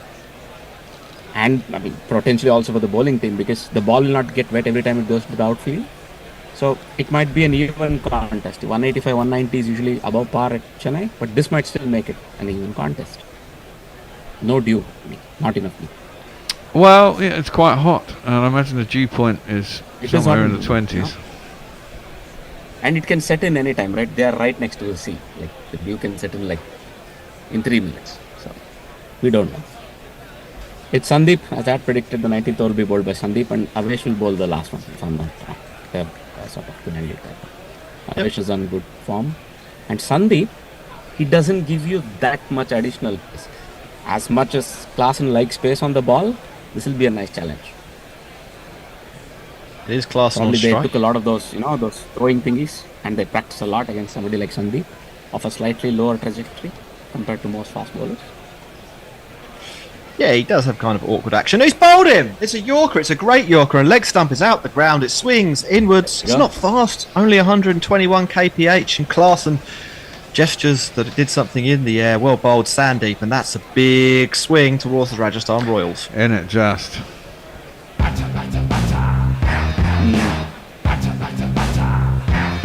Oh yeah. On your bike, mate. Was that a little bit of a round arm? Allowed it to tail in just a fraction? That was good. Whatever it was, And it was that good. smug look on the Rajasthan coach's face, almost as if they had planned this. The moment the ball was executed, it was the leg stump. Some reverse swing, I think, already. Yeah. Here comes Pat Cummins, super captain. He can swing. He certainly can Land. swing. Do we got a jingle for Gotta him? find a way to Klaasen a get little 20 runs. underwhelming, considering he played 34 balls. Or are we being too harsh? I don't think he batted as well as I've seen him bat. I think this might be quite a difficult pitch, though. I think there's definitely a little bit of grip. So it could be. That's why I'm saying even 180 is a very good score on this pitch, batting first, I think. I think It depends on how your spinners go. You might really get the batting team into trouble, the chasing team. Yeah, I think somewhere in the high 180s would be par. So anything over 180, I think, would be a competitive enough score that you'd have at least have a chance if you were the Sunrisers. First ball, oh, it's edged, it's full. I mean, Cummins just jams the toe of his bat down and it squeezes it past Sanju Samson, and it will run away for 4 runs. That's what he did the other day, wasn't it? He got a load of streaky edges for 4 and then started banging it about a bit. No, but I think that was an educated edge. It didn't look, it didn't look like a tail ender shot. It's almost educated. He was just trying to jam his But he band won't down know. on it, really. And Correct. If you're the bowler, this is a very unfortunate ball. It should just have been no run. It went for 4. Here comes Sandeep once more past the umpire. He bowls a slower ball and it completely foxes Pat Cummins, who sticks his bat out at it like he's, well, I don't know. I'm not really sure how to describe that. Let me just protect my stumps and myself. Let the ball Yeah. go. It's okay. Can survive to bat another ball. He looked like a traffic cop. He did. That's a good way of putting it. It's a dot ball. Anyway. We see that dismissal of Klaasen. I think it might be the way he released the ball. It was more round arm than normal from Sandeep to get that additional boom going or whatever. Yeah, possibly. Cummins tucks one into the leg side, sticks his tongue out, thinks about the 2, but decides against it. That's good fielding. I think by Parag running in off the fence, who's a pretty quick outfielder. Quite 168 a lot of, for 7. Quite a lot of in-duck getting, I mean, a lot of in-swing, right? I mean, almost, is this too early for reverse swing or is he just a good proponent of what he's doing, Sandeep? I don't know. We did see Siraj get reverse swing the other day. Correct. So, it can happen in a T20, and I guess the humidity also, helps. Exactly. The air is very heavy. It's very thick. Yeah. So, I think it might be partly the amount of revolutions he gets on the ball as well. It's almost drift rather than reverse swing. Yeah. That's just the arm action that he has, and probably, yeah. And also he bowls at that pace. They say between 125 and 130 is ideal, the most ideal pace if you want to get swing, unless he cross 150. At least a certain Shoaib Akhtar claims it. Short by Sandeep. Shabazz steps across and whacks it. A straight pull down to long on. They come through for a single. So it's been a pretty good over from Sandeep. This is good. Exactly. Very, very good over. No boundary shots yet. A wicket. He took out the main batter, the mainstay of the opposition. So he's doing pretty well, I would say. Yeah, definitely. Here he comes again. Loading up, going short, and Cummins in some sort of limbo position is unable to get bat on ball. The slower ball bouncer just goes past his nose, teasing him like a butterfly. It was 100 kph. Probably Kumble bowled faster than this. Most of them. Very, very slow ball.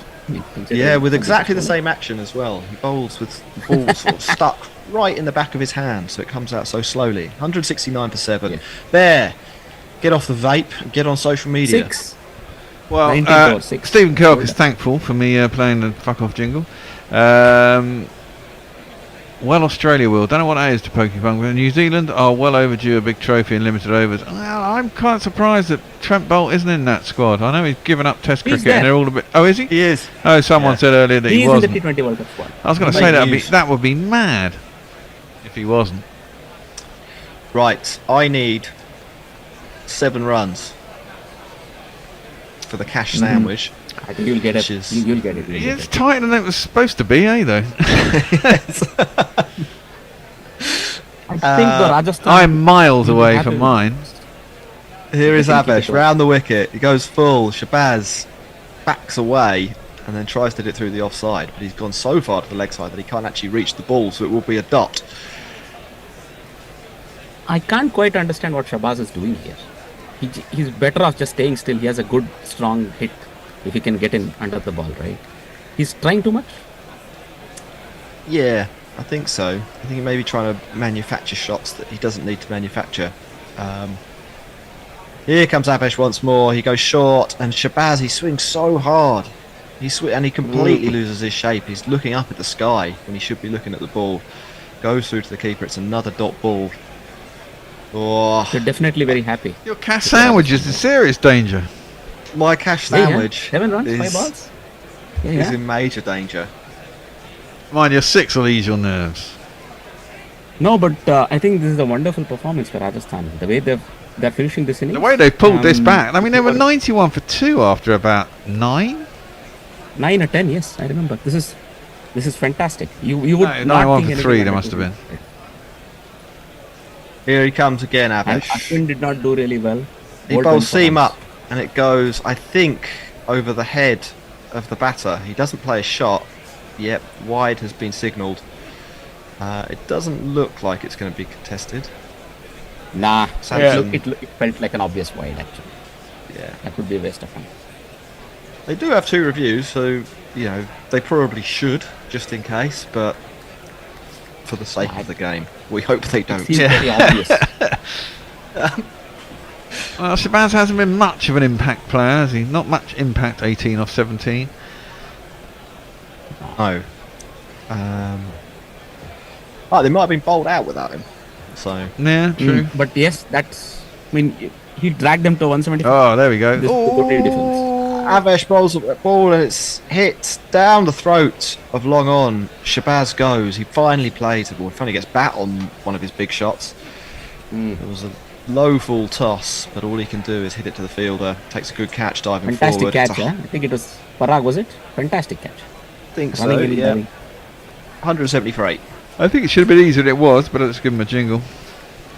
All of the dreams that I dreamed were mine are going, gone.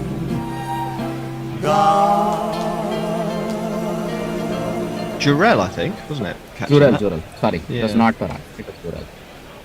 But yeah, nonetheless, I mean, he made it look good, but he caught it. That's important. He dropped an absolute clanger against RCB on Wednesday. One of the most hilarious drops you'll ever see in professional cricket. Well, I'm still unable to get over what happened with Glenn Maxwell. I think he was still asleep or something. I'm still unable to get over what happened with that ball. Well, it happens. But fantastic. Glenn Maxwell dropped a bad one as well. Yeah, that was true. Glenn Maxwell had dropped a a shocker. hitter, one baller, which I don't know where his head was while he was batting. Happens. I mean, he's either switched on or not. It's nearly impossible to explain that.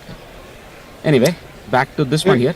Unadkat has played the most sensational shot. He goes across. He tries to play a scoop. He somehow flicked it over wide square leg, and it runs away to the fence. You're back in the game, Jack. You're back in, and you're suddenly back in the game. Come on, Unadkat. You weren't expecting that, were you?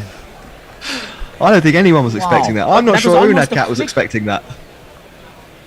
That was almost a flick. He was on his knees outside the off stump. I don't know how he got the ball there.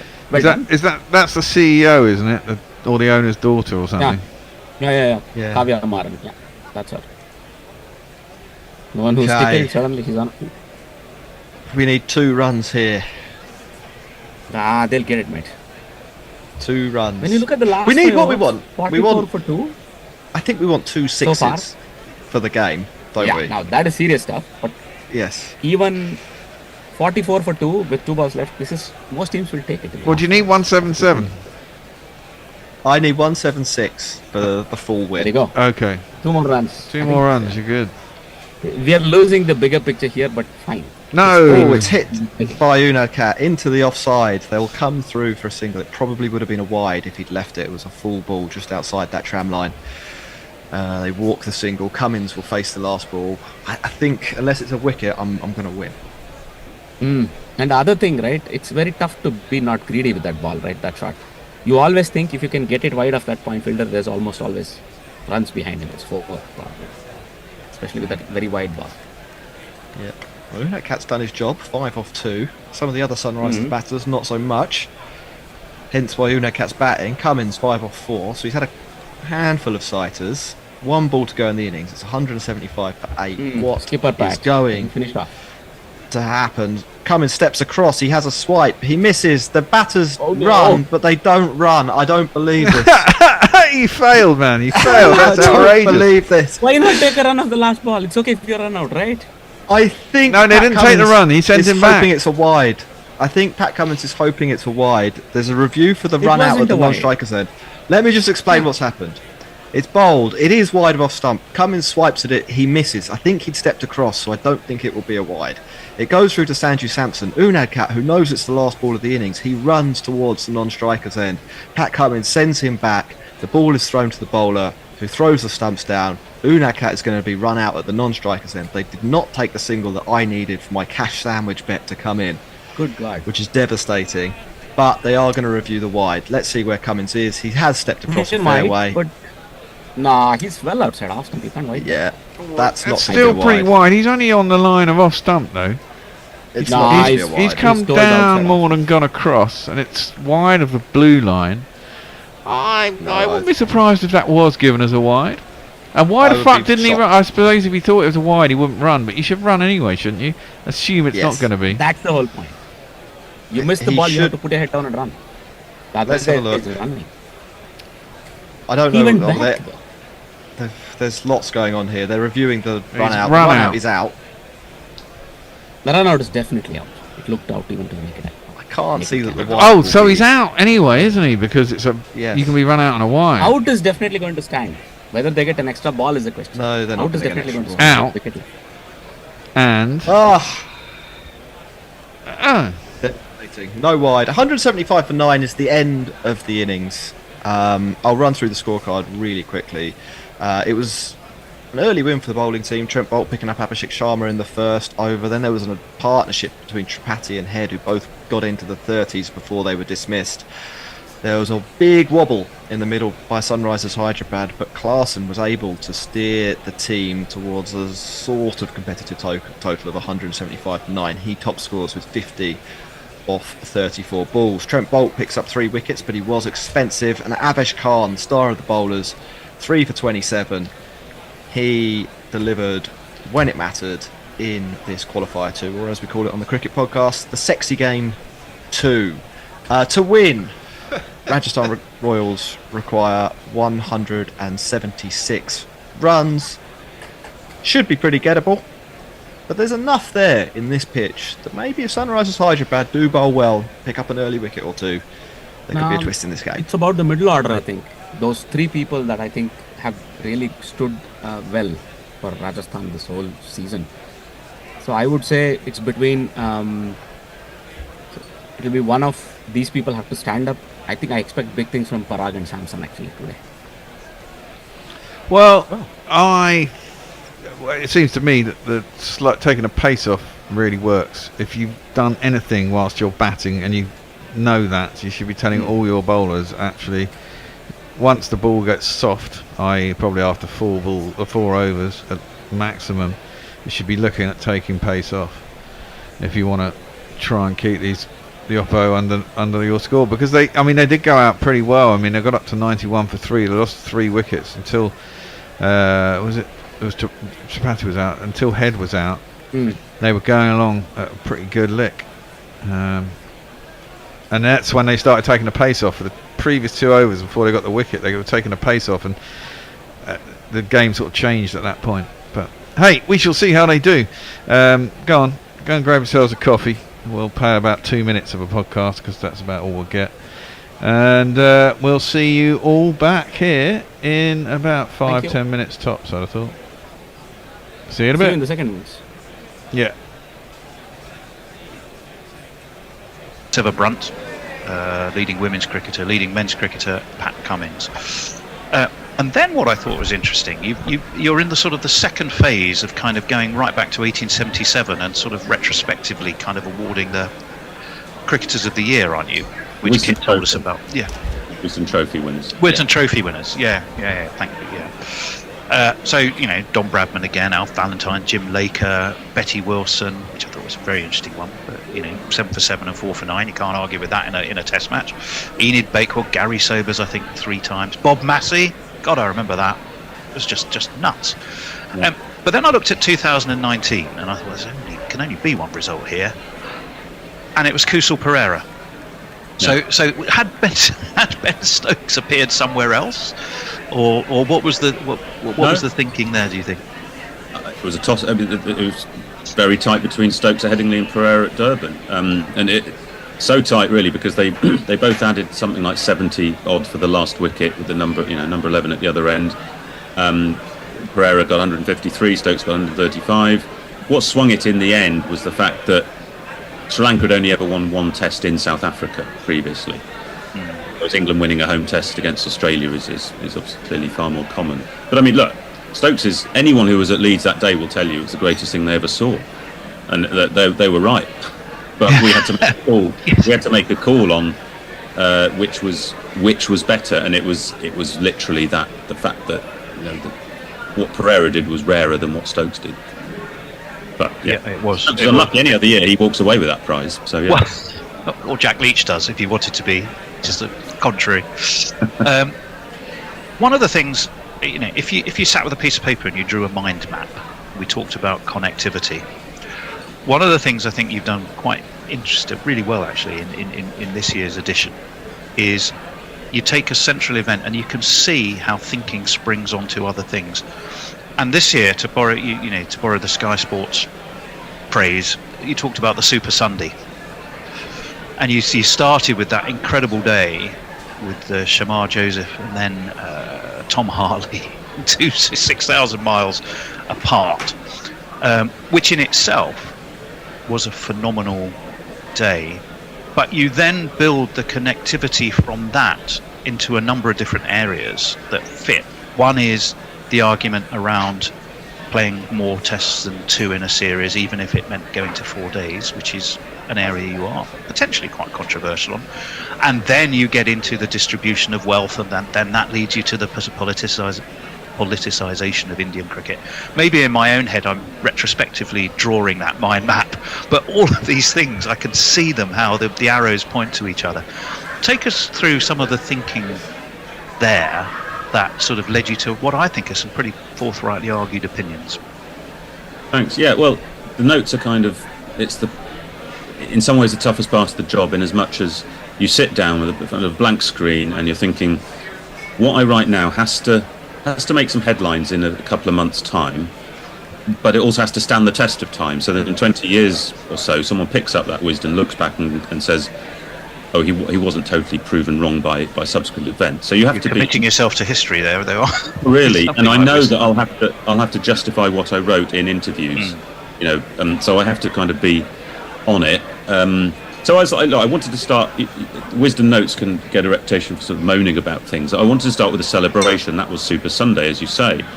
But it made me think about how we're always patronising West Indies by saying what world cricket needs is a strong West Indies, and no one does anything about it. They just sit and watch them wilt and fall victim to market forces and so on. So I thought that was a way into one of my hobby horses, really. Since I've done this job, is the unequal distribution of wealth and India's power without responsibility. I mean, I get slaughtered on social media every time I mention India. People think I'm anti-India. I'm not. I'm critical. Yeah, we have one of our number who exactly. Let you know, rather feels that. And Indo feels that you're pillaring Indian cricket, and it's not fair. But well, I mean, what I find very strange is that you criticise some cricket administrators, and people get very patriotic about it. Why would you be patriotic about a bunch of guys who are enriching themselves? It's not anti-India, it is pro-global. That is my perspective, essentially. And no one can... I challenge anyone to look at the ICC redistribution of funds last year and say that was a good thing for cricket. No, well, I'm totally in agreement with you on that. That was the point of my argument. Now, you can jump up and down and say I'm anti-Indian, but let's look at the details here. I mean, India have gone up from 25% to nearly 39%. They don't need the money. They do not need the money. They got that's an extra $230 million. They got $6 billion for selling the IPL rights and streaming rights 2 years ago. They got $575 million for selling the women's Premier League franchises. These are drops in the ocean for them. West Indies' annual turnover is about 50 million. Can you imagine what they might do with some of that cash? So I thought West Indies was a good kind of an example of the way that things are unfair. And look, I get people saying, that's just the way the market goes. That's capitalism, mate. Suck it up. I'm like, we're a sport. We're trying to... If other teams fall by the wayside because they failed to tick your capitalist boxes, where are we then? So I accept it's. Some people regard it as idealism and naive. I don't really care about that. And yet we've just drawn a very tight line between sport, money, and politics in one sort of neat move. But it's a fine line to walk, and it always has been. I think you walk it pretty well, to be fair. Thanks. I mean, the way it comes across. Yeah, well, it's tricky. I mean, you mentioned the political stuff in India as well. Again, that's not anti-Indian. That is questioning the desirability of politicians using a World Cup to self-aggrandise, and that's what happened in India. I just think that India is going down the wrong path, isn't it? Nationalism, Modi, it all seems a bit, for me, OTT and a bit wrong, actually. But that's for another programme, I guess.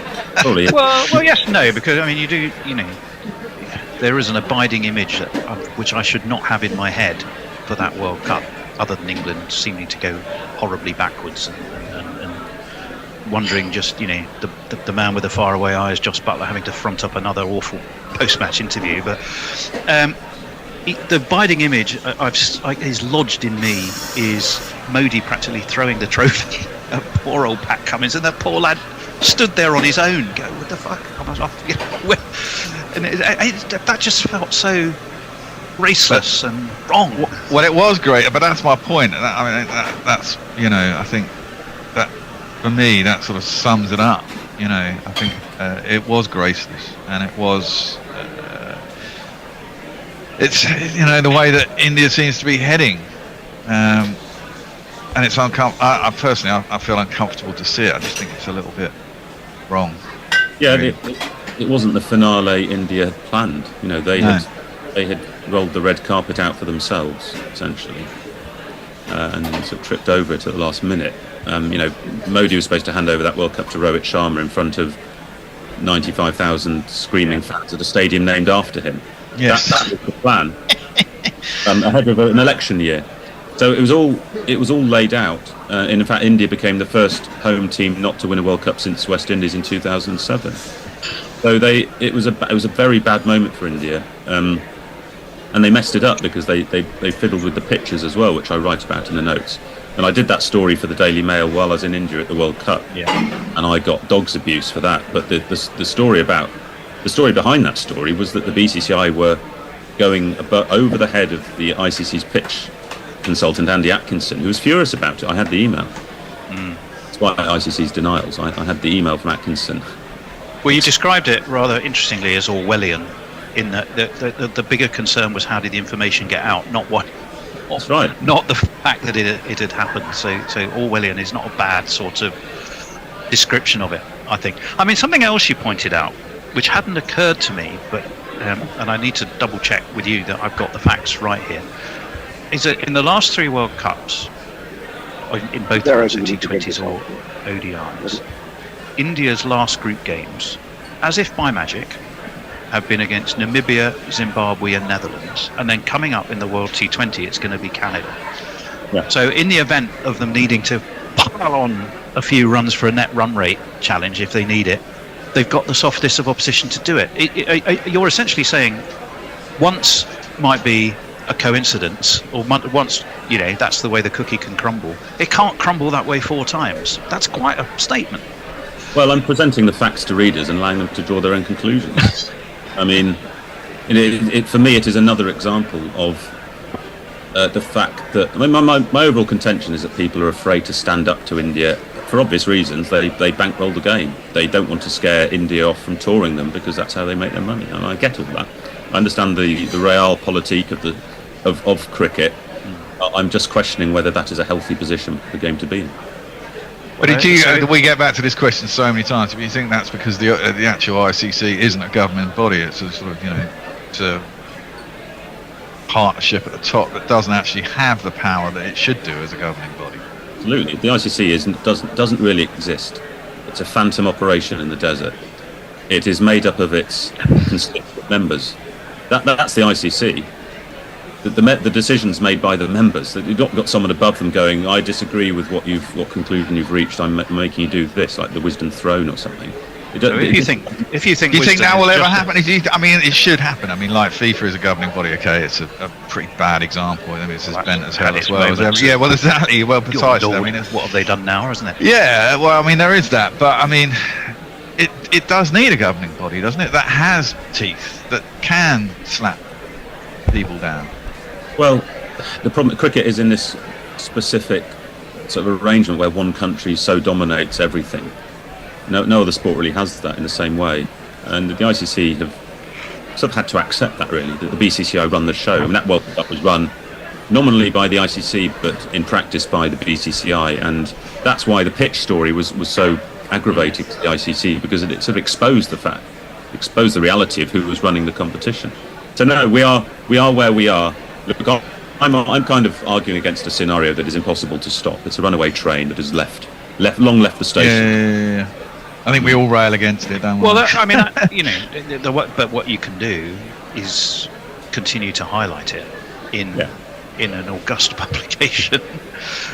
So if anyone approaches the 2024 161st edition thinking it's a cozy coffee table book for cricket nerds, it's got a couple of punches around the chops in it. That to me was definitely one of them. It doesn't just sit back and trade on its cricket stattiness. No, and I think that would be a mistake and a waste of a privilege. That's how I see the job. I've got it's a hell of a soapbox to be able to clamber on each year. Write 5,000 words of the editor's notes that gets quoted around the world. I mean, if I write the stuff for the Daily Mail, it gets rightly ignored by everyone. The same thing I write for Wisden becomes headlines, and you have to take that responsibility seriously. And I think, I sound too pious and pompous here, but as a journalist, what is the point of being a journalist if you're not going to hold powerful to account? And in cricket, and in cricketing terms, that is India and the BCCI. Doesn't make me anti-Indian, everyone. Not at all. I love India. I'm married to an Indian. I go there twice a year. It's a fantastic. Yeah. I'm sure that's what an Indo's saying anyway. I'm saying it's a fucking crock full of shit. I knew that was coming. Yeah, that was a shit part. I'm sorry. I know you and don't love it, but he's so fucking full of shit. I can go on and on about what he said there, but anyway, forget it. Yeah, I know. I knew it would rile you. Right, here we go. We are back, and we have a target 176, and the first ball has already been bowled. That's how slack we are at getting back. It's probably my fault. Bhuvi Kumar is going to open the bowling to the Jazz Whale, and the first ball is just dropped down towards third man for a single. This man's bowling. He got sent over from North, a better bat than we thought. He got Bhuvi Kumar's eye. Bowling to who? The Jazz Whale, who tries to out to cover, and there's no run. Think they're going to do it? Yeah, they should. They'll be favourites, just about. Not like runaway favourites, 60-40, something like that. Well, yeah. Let's see what the bookies say, shall we? Always a good indicator. That one's dropped into the offside by Jaswell. No run. One run. Sorry, say that again. I said I just don't see any reason why they should win this. Yeah. Never can tell. This is the funny thing, isn't it? When you suddenly get into sort of crunch time cricket where you can actually go out of a competition, strange things happen. People lose their nerve. It's who's got the nerve to see it through when the things turn against you and shit like that. SRH are 13-10 and Rajasthan Royals 8-13. So yeah, you're about right. Bhuvi, brings it back in a little bit to the other opening batsman, who is Tom Kohli-Cadmore, I believe, and he nearly gets an inside edge onto his pad, onto his. Bhuvi had a fantastic spell a few matches ago, right? I remember him going first over and he was unplayable. Yeah, well, he's a good swing bowler. Certainly is, and if the ball's swinging, I used to rate him similarly to how I rate Trent Boult a few years back in T20 cricket. Yeah, he got his injuries and then he had a lot in a few over the course of about 4 years. He was in and out, wasn't he, with injuries?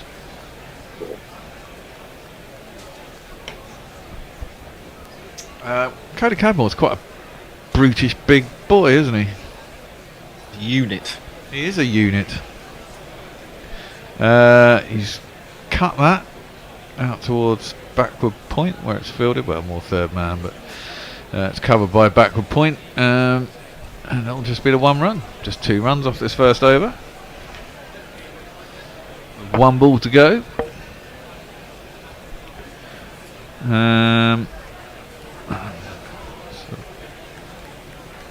Trying to find a line for the under the fall of the first wicket. 26.5, 20.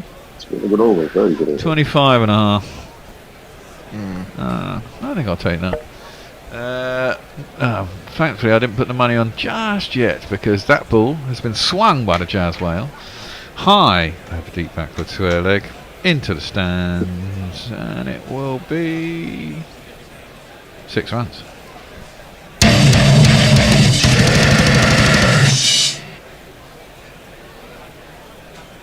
Anything on social media, Jack? No.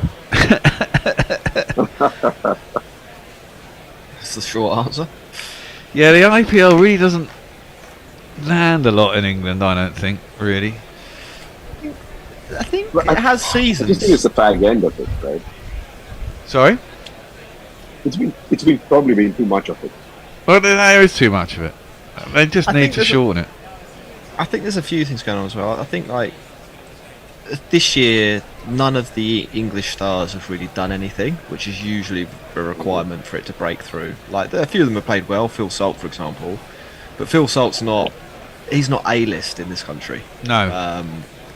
So, I think that probably takes the shine off a little. And then the three major teams. As that's driven back down the ground by Koda Cadmore, can't beat the fielder at mid-off, good bit of fielding, and just get a single. That probably have cut through in their own right. Knocks. He's batted up, yeah, but then I wouldn't say dominate the tournament either. He's had moments, and people have probably heard about them.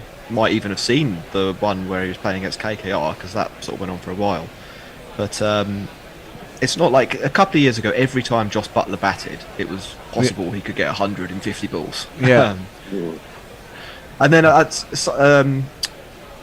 Mumbai, RCB and CSK having fairly middling seasons. I know RCB eventually did pull it together, but it was quite a slow burn, and for a lot of it they were not a good watch. So you think they have a high following in relatively? That one is cut behind square, and there's no run. It does seem to me. Yeah, I mean, as I was talking about earlier, the guy who's teaching me coding, he's Indian. He's over here at Oxford University. Big fan of Mumbai Indians. Yeah, they're the three teams that most people in the UK. Actually, Rajasthan, you throw Rajasthan in as well, because Rajasthan have obviously had Stokes, they've got Butler, they've always had a little bit of an English connection. They're the four teams that have probably got anything approaching even minor brand appeal. That's Koda Cadmore. Has hit it in over the top of mid-wicket, not really got much on it. Enough to get it over the infield, out towards the boundary, but it is chased down, and they'll get back for 2. And then I'd say on top of that as well, there was the India Test Series just before. The World Cup wasn't that much before that. There's a World Cup coming up, so I think in terms of marketing it, and also we've had a football league this year that went to the final day and was quite competitive-ish by Premier League kind of. It was that kind of false competitiveness though, because you knew City were going to win on the fucking last day, and you knew eventually when they got their bloody games in order with Arsenal, they were actually going to be ahead, and Yeah. So I think that relegated it a little bit, because obviously Sky will be pushing the World Cup over the IPL this year. That one stopped a little bit on Koda Cadmore, who gets squared up a bit, defends it out to the offside, and there's no run. He's furiously chewing gum. Can I ask a very naive, uninformed question? Who the fuck is Koda Cadmore? Well, he is a T20 player for Rajasthan Royals from England. He's actually not bad. He's batted in the top order a lot. Okay.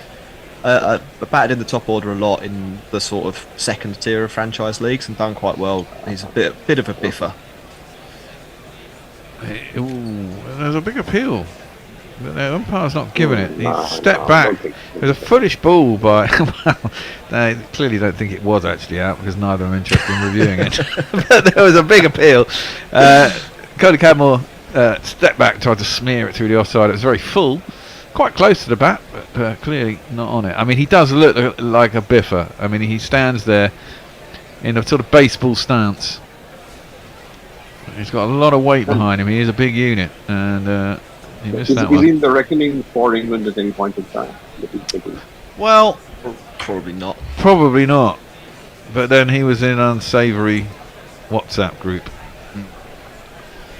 He was part of a criminal trial. Yeah. Ah, wow. Not as the defendant, but he was involved. Ooh, he's trying to work that one into the leg side, and not happening for him. Was that the guy who went down for? Was that the rape one? Yeah, it was one with him, Joe Clark. The guy is in prison now. The Australian, I can't remember his name. Joe Clark and Tom Kohler-Cadmore were in a WhatsApp group where they were rating women that they'd slept with, or something like that, or having some sort of sex competition. That's right, and the one who's in jail raped the other one's girl he pulled or something and brought home. Something like that. Yeah. But he wasn't present. He wasn't present, was he? At the incident, he was just in the WhatsApp group and had to testify, didn't he? As to put people's. Yeah, he's the Wisdom Schoolboy Cricketer of the Year. Yeah, I mean, like he's a guy who is good at cricket, and I think crucially they knew he'd be available all the way through. Yeah. He's played in a big bash as well, hasn't he? He's been cutting half on that one though from Bhuvi Kumar. Been a bit slow off to start here, 5 off 8. Yeah, I mean, like I think it's probably fair to say that he's here because Butler isn't, and they knew he would be, and they knew he could do a kind of Butler impression. It's not. I don't think if they had a free hit at anyone in the world, they'd necessarily have landed this guy. But they knew he would be available because England wouldn't pick him. Oh, is that a fucking swish at that one? He's only he's nearly lifted himself off his feet there, but he missed it. It's through to the keeper, and there's no run. He's not on for a while. If he I tell you what, if he does hit one of these things, it's going to go a fucking long way. He lifted himself off his feet. He wasn't actually very close to the ball. No. He's part of 2.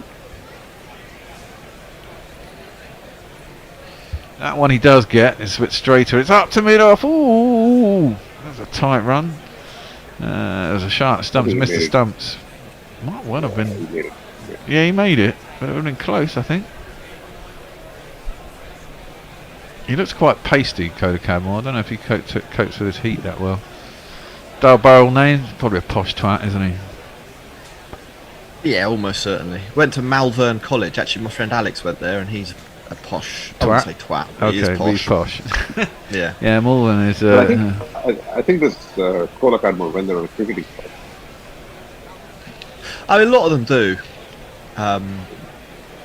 It's the de facto pathway. Exactly, which is also wrong. That one's been pulled by Jaswell nicely. Beats mid on, showing Kohler-Cadmore how to do it. He gets himself 4 runs, no missing.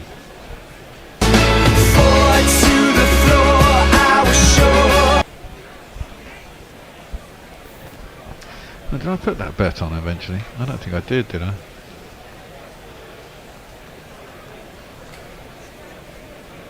What have I got? Riveting shit this. Jaswell faces up. It's cut out to point deep, and there is 1 run. It's a slower start than the SRH one, but I suspect it's going to be more solid than the rest. Yeah. I think it's an interesting ground here. Like, you can get caught behind the ball. Like, you do want to score decently well in the power play. It's not all about wicket preservation. Yeah. Oh, well, it'd be handy if Kohler-Cadmore can actually fucking hit the thing, because at the moment all he does is swing and miss with impressive strength. He's 6 off 11. There's that. He's had a big swing, no ding once more. Dot ball ends the over. 6 off it. And quite a slow start here from Rajasthan. Kohler-Cadmore, I just found has been part of 2 winning franchise league teams, both in the Abu Dhabi T10. T10? Yes. That's fucking T10. And he's probably got about $500,000 for that as well. Did you, on the topic of franchise leagues, did anyone see what happened in the Sri Lankan league this week? No. You So would they've be just- unsurprised to know that I didn't know that. Yes. They just Yeah, I had their didn't know there was a auction. Sri Lankan league. Sorry. They've just had their auction, and I don't know if you remember the bowler Udana, who played for Sri Lanka a few years ago. Yeah, name rings a bell. Can't picture him, but Yep. Anyway, he was listed at $30,000. A team bid for him, then bid for him again, and then bid for him again against nobody else. Bid him all the way up to $100,000 against themselves before acquiring him. What? That's shonky, surely. That is pulled out to deep square leg. With no great time by the Jaswal. I'll get himself a single. The question I have is, who was the auctioneer? Well, apparently the auctioneer was checking and saying, you're the only team bidding, and they were saying, yes, we want to pay him more.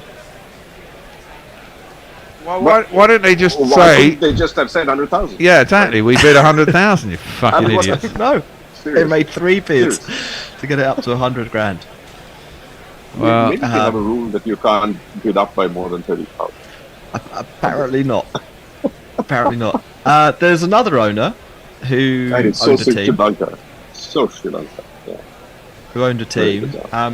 Yeah. Day after the auction, was arrested at the airport, and his team have been kicked out of the league. Why?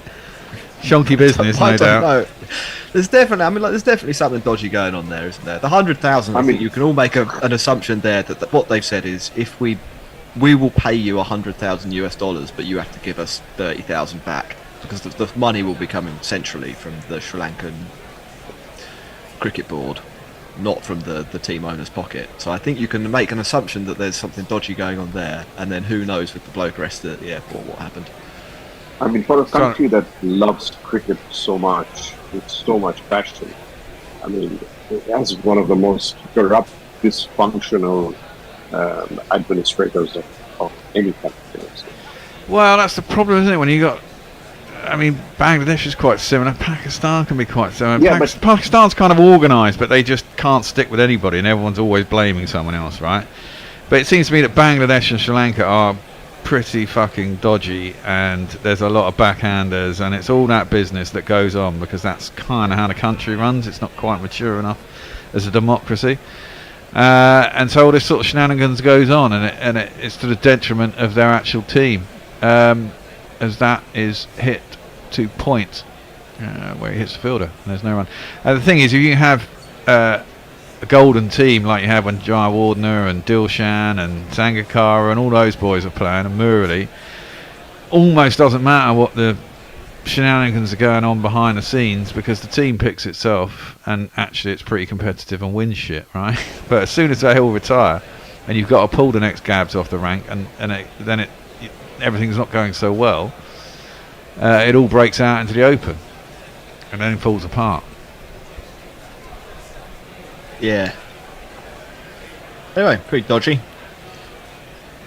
Because, I mean, as we were talking earlier, I mean, fucking Bangladesh been beaten twice by the States, for crying out loud. I mean, that really is, well, at least we won't be the first team beaten by the States when we, if we have to play them and do our usual shit of collapse into some non-entity that we should really be hammering. Because it happens quite a lot. There has been, the reason I'm yapping is because for some reason no one's actually doing it. Oh, there was a dot ball there, actually. I think Tom Kolakabmore is suffering from the heat. He had to take his helmet off, and he's got a towel, and he was toweling his head down. Is he a ginge? Looked a bit. Well, yeah. Never trust a ginge. That one's... What's a ginge? Ginger. They're pasty. Very pasty. Like the Irish. That one is cut behind square and there's no run. They don't take to the sun and heat very well. Not that English people do either. They don't get much of it, though. No, we don't. I mean, fucking summer is yet to... We've had about 4 or 5 days of really nice, quiet weather pretty much in about a month and a half. It's fucking hideous. It's not cold. I mean, you probably find it cold. It's about 20 degrees, 18 degrees, but as an Englishman, that's quite a pleasant temperature. Hey, I think that might be a 6 from Kolakabmore. He's gone to cut it. I think it hit the ball. I think it hit the sponge on the full. But it's been given as a 4. They should look at it. He went to cut it, got a big top edge. There's no one down there. Would have been caught otherwise, quite comfortably. It isn't given as a 4. 1, 2, 3, 4. In fact, actually guided like quite nicely off the face. You do him disservice. I did him a disservice by saying he edged it. Yeah. Those guys are fucking useless. I don't know what that's all about. The flag wavers for people who can't see. Oh, he's tried to uppercut that. Did that not change direction? Is that going to be giving us a wide? I think that's a wide. But it's been given us one for the over. Is it just me or does Klaassen behind the wickets look like Johnny Best? Yeah, he does. Looks like what? Johnny B. Oh yeah, well he's kind of ginge too, isn't he? And a little bit on the large side. I can see that. They both got beards as well. That kind of gingery.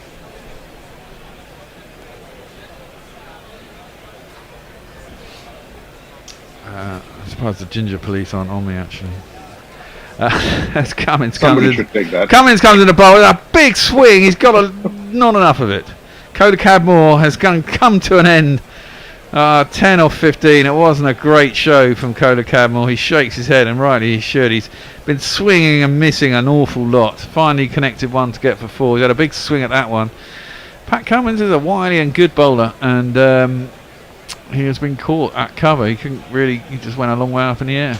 We have to say goodbye to Coda Cadmore. I went under 31.5 for the fall of the first wicket, so I get some money, which is always a good thing. And we'll send him on his way. On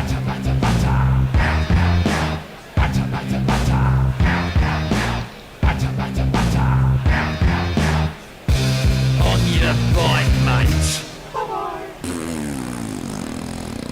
Well, He was never in control of that shot, and his bat twisted in his hand. Yeah, that was a pretty ordinary innings, it has to be said. Yeah. As a Josh Butler substitute, that didn't go very far. I think we've got a tweet. My God. Wow. Hello, tweeter. Armchair Cricket Podcast. Who's actually on this? Yeah, so exactly. He's tweeting while he's off the show. Among all the middle order muscle, one cannot forget that Jaiswal, is a big match player. He's been quietish in the second half of the IPL. He'll want to do well today and guide his team home in this chase, which is the wrong order for the words that were written there. He batted well in the eliminator. Very mature. I think he only got 45, but it was an important 45. Sandeep Sampson's quality. England knows how good he is. There is some actual stuff on YouTube that I should read out. I'll read it out for you though, Jack, don't you worry. Okay. So that's played out to the offside. There's no run. Pirate Badger says, I can't speak for anyone else, but I've got generic franchise league fatigue. I just don't care anymore about any of them. IPL, PSL, BBL, all of them. I agree. And so does Lennox Lear. And Lear agrees, except of course the LPL. Don't know what that is. That's where the action is. Oh yes, well that might be the Lankan Premier League. Yes, going back to what you were saying. Arrested owners, suspended franchises, takes me back to the good old days. Anything goes, where we're all crooks days. Well, that was Lalit Modi's lot, wasn't it? He started the IPL, didn't he? Yes, that's right. Yeah. And then he had to do a runner. Daniel Kiwi, I'll say after this, that's hit out to Natarajan, he's in bowling. First ball was a leg bye, next one is a dot out to cover, no run. Daniel Kiwi also agrees what makes the EPL interesting is that the same team plays longer than the UEFA, adds some excitement. I know, well, we got bloody, I don't know, he's talking about the Premier League, I presume. Of course, we've got the Euros coming up. They start halfway through the World Cup, and then we got the Olympics straight after that as well. It's a gorge yourself on a summer of sport. As that one is driven by Sanju Sampson, straight, beats the man at mid-off, straight enough. That is a good shot. Not quite got enough on it to get 4 runs, chased down by, don't know who that was. Was it Markram? Markram, that's it. Markram, yeah. And it will be 2 runs. Yeah, Daniel Kiwi says all the bashes are exhausting and just the same in but different countries. I agree. Pirate Badshaw's got a bit antsy about my ginger thing. He says only 12% of Ireland's population is ginger bear. Most of us have brown hair. Okay, yeah, that's the point. As I've said before, I once went to World Ginger Day for Celtic television. S4U, as that one is played square out to cover, and there's no one. They had Celtic speakers as the presenters, so they do all the pieces to cameras. I didn't have a fucking clue what they were talking about. And we were there. We were in some. It might have been Utrecht or somewhere like that in Holland. World Ginger Day. I've got a picture. Everyone who was ginger goes there. You know, it's a Ginger World Day. So there was about 1,200 gingers. And what were you doing there again? Like a Hajj pilgrimage for gingers. Exactly. I was just filming a documentary for S4U back in the days when I worked in telly. That was cut again, or forced off the back foot by Samson to cover, and there's no run. And they should have had ginger documentary filmmakers as well. But the only ones should have been allowed in there. Well, yeah, they probably. But it's partly because Scotland has the highest percentage of gingers anywhere in the world. Really? Yeah. That was the reason for the whole documentary thing. And there was I've got pictures. We went and they got all on the. It was like a 3-day festival, so we were out there filming for 3 days, all these ginger events. And on the second morning, everyone who was ginger came to the park, and we went up in a balloon and filmed all these gingers. Most of them wearing white with ginger hair. You still have that? I've got that photo somewhere. Yeah, I've got photos of it all somewhere. It's quite funny. It's good. It was in Amsterdam. No, not Amsterdam, Utrecht. That one's a short ball and it's wided.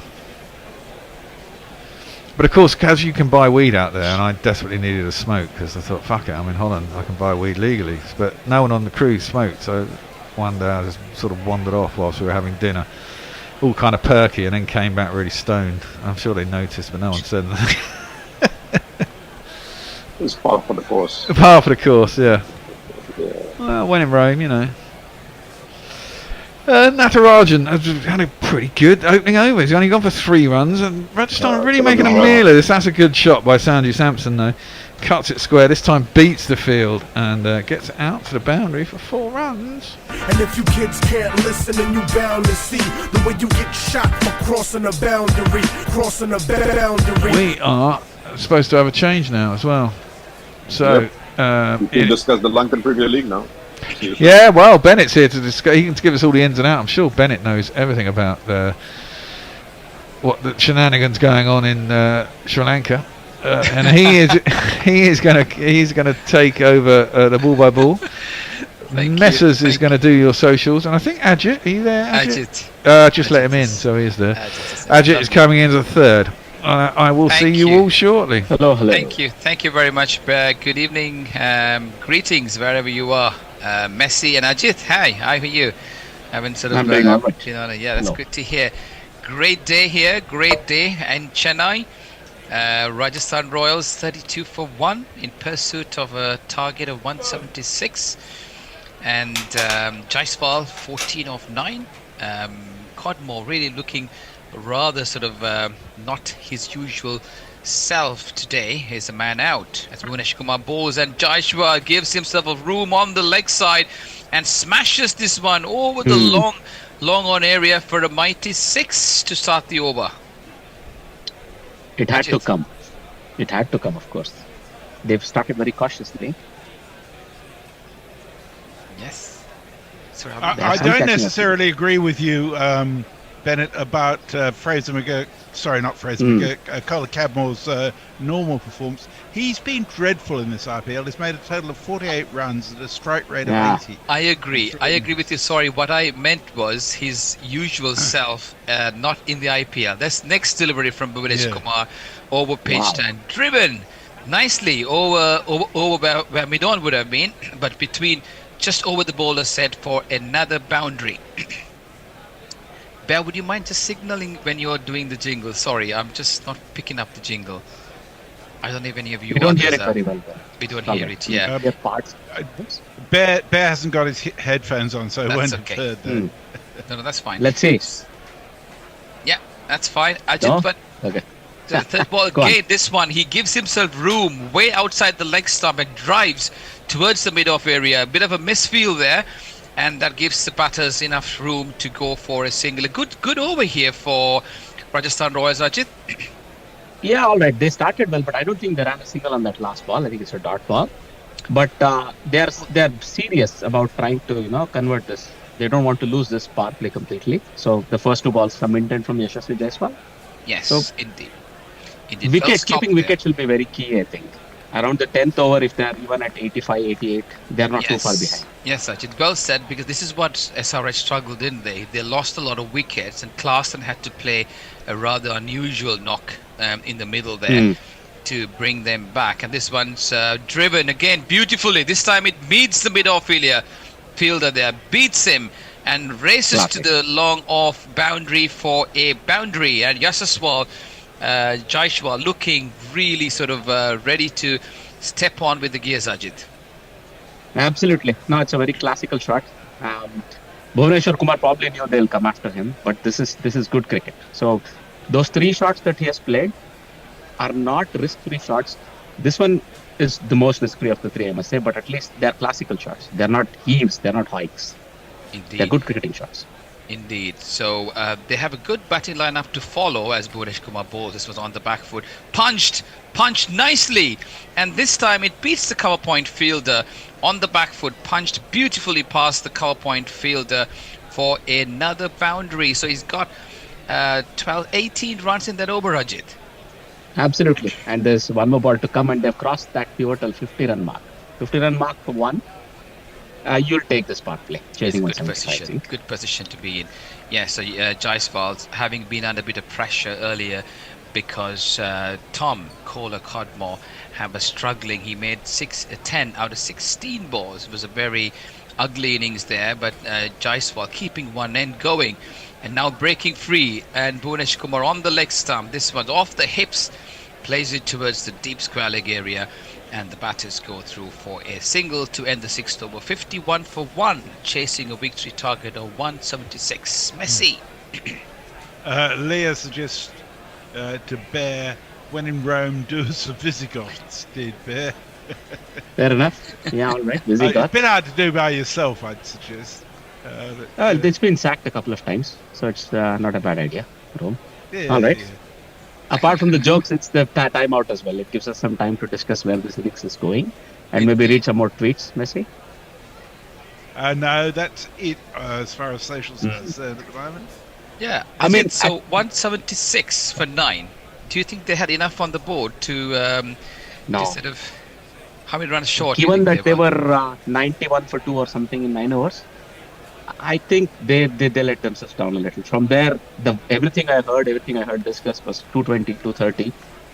I think that double wicket over where he took 2 of 2 balls. Avesh Khan did very well. Yeah. And the way they finished the innings, even though he got for a little at the end, between Avesh Khan and Sandeep Sharma, it was very decisive, that ball. If you look at Avesh Khan, even in the previous game, he had a similar kind of a situation, right? Started off really bad. He lacked a lot of rhythm. He came back, he got the 1 wicket, that with his tail up, he got the 2nd wicket, and then he really closed it beautifully, didn't he? And Sandeep Sharma, again, started off really with a bad over, but he's such a clever bowler, isn't he, Ajit? He varies his pace, he varies his length. There was one ball that was 100, from another ball that was 125. He has a lot of variations, really. Indeed. And he could get that in-dip, that reverse swing you may call it, but the ball is tailing into the batsman all the time. It's tipping. The ball is never there where you expect it to be if you're trying to hit it hard. Because as a batter, you're looking at it and you're thinking, this is an easy bowler to get by, isn't it? You're thinking this is easy, no, you wouldn't. But it's not. No, he's not. So I think that they study him well. They are aware of what his strengths are. His lack of pace itself is a strength. His slower balls, his variations. For a slowish bowler, he has a lot of variations. And sometimes we see that batsmen who are intent on hitting hard, if they are denied pace on the bat, they sometimes end up doing some funky things. And I think pace. He also took out Klaasen in the first ball of the 19th over. That was crucial because those 3 or 4 balls, Klaasen is able to hit the big hits in the last 2 overs. That would make a 10-15 run difference easily for the batting team, right? Even sort of more. So 190 became 175. You're absolutely right. Something I mean, Klaasen was holding it, wasn't he? And I wonder what it would have been if Klaasen had got out early. And again, I wasn't too convinced about the changes they'd made. They dropped in Shabash Ahmed, and they'd left out the Sri Lankan leg spinner. They're going in without a frontline spinner, Rajit. What do you think? They're going in without a frontline spinner. Shahbaz Ahmed is a frontline spinner. He can bat, but he's not a bad spinner. He's a very experienced spinner. He's played for a couple of teams already. No, what I mean is when they chose their first team, before he came as an impact player, they didn't have a spinner. So were they hoping that Aiden No, Markham it was always on the cards, I think. Markham, absolutely. Markham can bowl, yes. So now we have a change in the bowling. It's Unankat who's coming to this game as well, and the first ball is played towards the mid-off area. But in a crucial game like this, Ajit, is that showing a bit of panic in the SRH dressing room? No, it is not. I think they have some clear plan. They want to go with faster bowlers who can bowl cutters rather than slowish bowlers. By the way, we should see the introduction of spin sometime shortly. The power play is done. It's going to be this crucial 8-hour period between now and 14th over, I think. That's going to decide the game. And this one's played towards the mid-wicket area, and the batters go through for a one. But the thing is, someone like Aiden Markham who bowls his part-time spin, as Shabash Ahmed again used as a utility player, can they come in having not played much of cricket for Aiden Markham? For example, he's not played for a good few games, to come in and make an impact straight away as a bowler without much rhythm? I think so. I mean, I think they practice a lot, frankly. And I agree that it's not the same bowling in the nets, but they'll keep themselves in the rhythm. I mean, this is a professional setup. For example, if you're a batter coming out with 4 balls to bat, nothing matters, right? You have to hit the ball on the ground, something like that. Exactly. If you're a bowler coming to bowl, you have to land it on the length. Otherwise, you're going to go for a 6. This will be an interesting passage of play. Let's see what the spinners can do, like what the RR spinners did. This one's outside the off stump, nicely glided away towards the third man area by Samson, and the batters go through for a single. Sanju Samson has a terrific season. Scored well over 500 runs. Has been picked up. Great strike rate. Yes. Made it to the Indian team. Made it to the Indian World Cup. Got into the Indian team. Target. Yes, he got into the Indian team after being around for a very long time. He seems like he knows his game a lot better, Rajit. Yeah, I think he's reached that age where you're able to recognize and deal with what you can and can't do, and he has enough. With everything he has, if he can just convert it into runs, he has as many shots as he's needed. Exactly. Oh, that's the short ball and the slow ball coming up, Ajit. That was a lot of pace taken off. Short and quite similar to the one that Travis Head spooned into the covers. And on the back foot goes Jaiswal. That was wided, however. Yes. Oh, it was wided. It was wided. But for me, I think Unadkat might be very crucial in the middle overs along with the spinners, where he's hitting the ball into the pitch. He's bowling all those cutters. This is a slightly double-natured pitch, so I expect the ball will sort of sit in the pitch. So this is going to be crucial. On the back foot goes Jaiswal, not knowing much about that. He was trying to play it on the offside, but the ball kind of gets the bottom side edge and goes towards the long on area. Unankat, Ajit, has been well sought after player in the IPL. What's so big about him? Why are all the teams paying big money for him? He's a proven domestic performer who knows the conditions very well, point number one. And he is also very comfortable with the limitations he has. He doesn't have a whole lot of pace, but he's very clever. But has he had any good IPLs at all? I haven't seen him having a good IPL from time that I've actually. That's a good point, actually. Consistently, he's current been a one bit is not too bad. Current one is not all that bad, but you're right. He doesn't have a barn-busting IPL now, but that everybody remembers. See, as we speak, he's almost proving us wrong with that absolute slowish delivery that's kind of stuck in the pitch and was doing all kinds of things and causes Sanju Samson all kinds of trouble. He didn't know where the ball was going, almost bang on right in the middle of the pitch, and the ball died on him.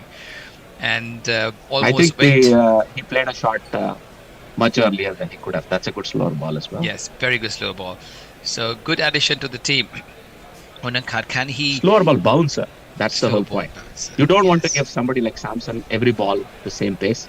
He's such a good judge of length. He'll eventually just stand and just hit you through the line.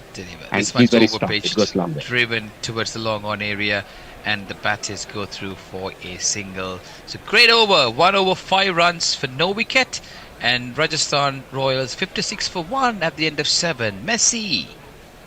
I have to say that we still have a considerable amount of silence on our social media at the moment. Everybody's, Come on, guys. Let us know we're not speaking into the ether. quiet. We're not shouting to the void.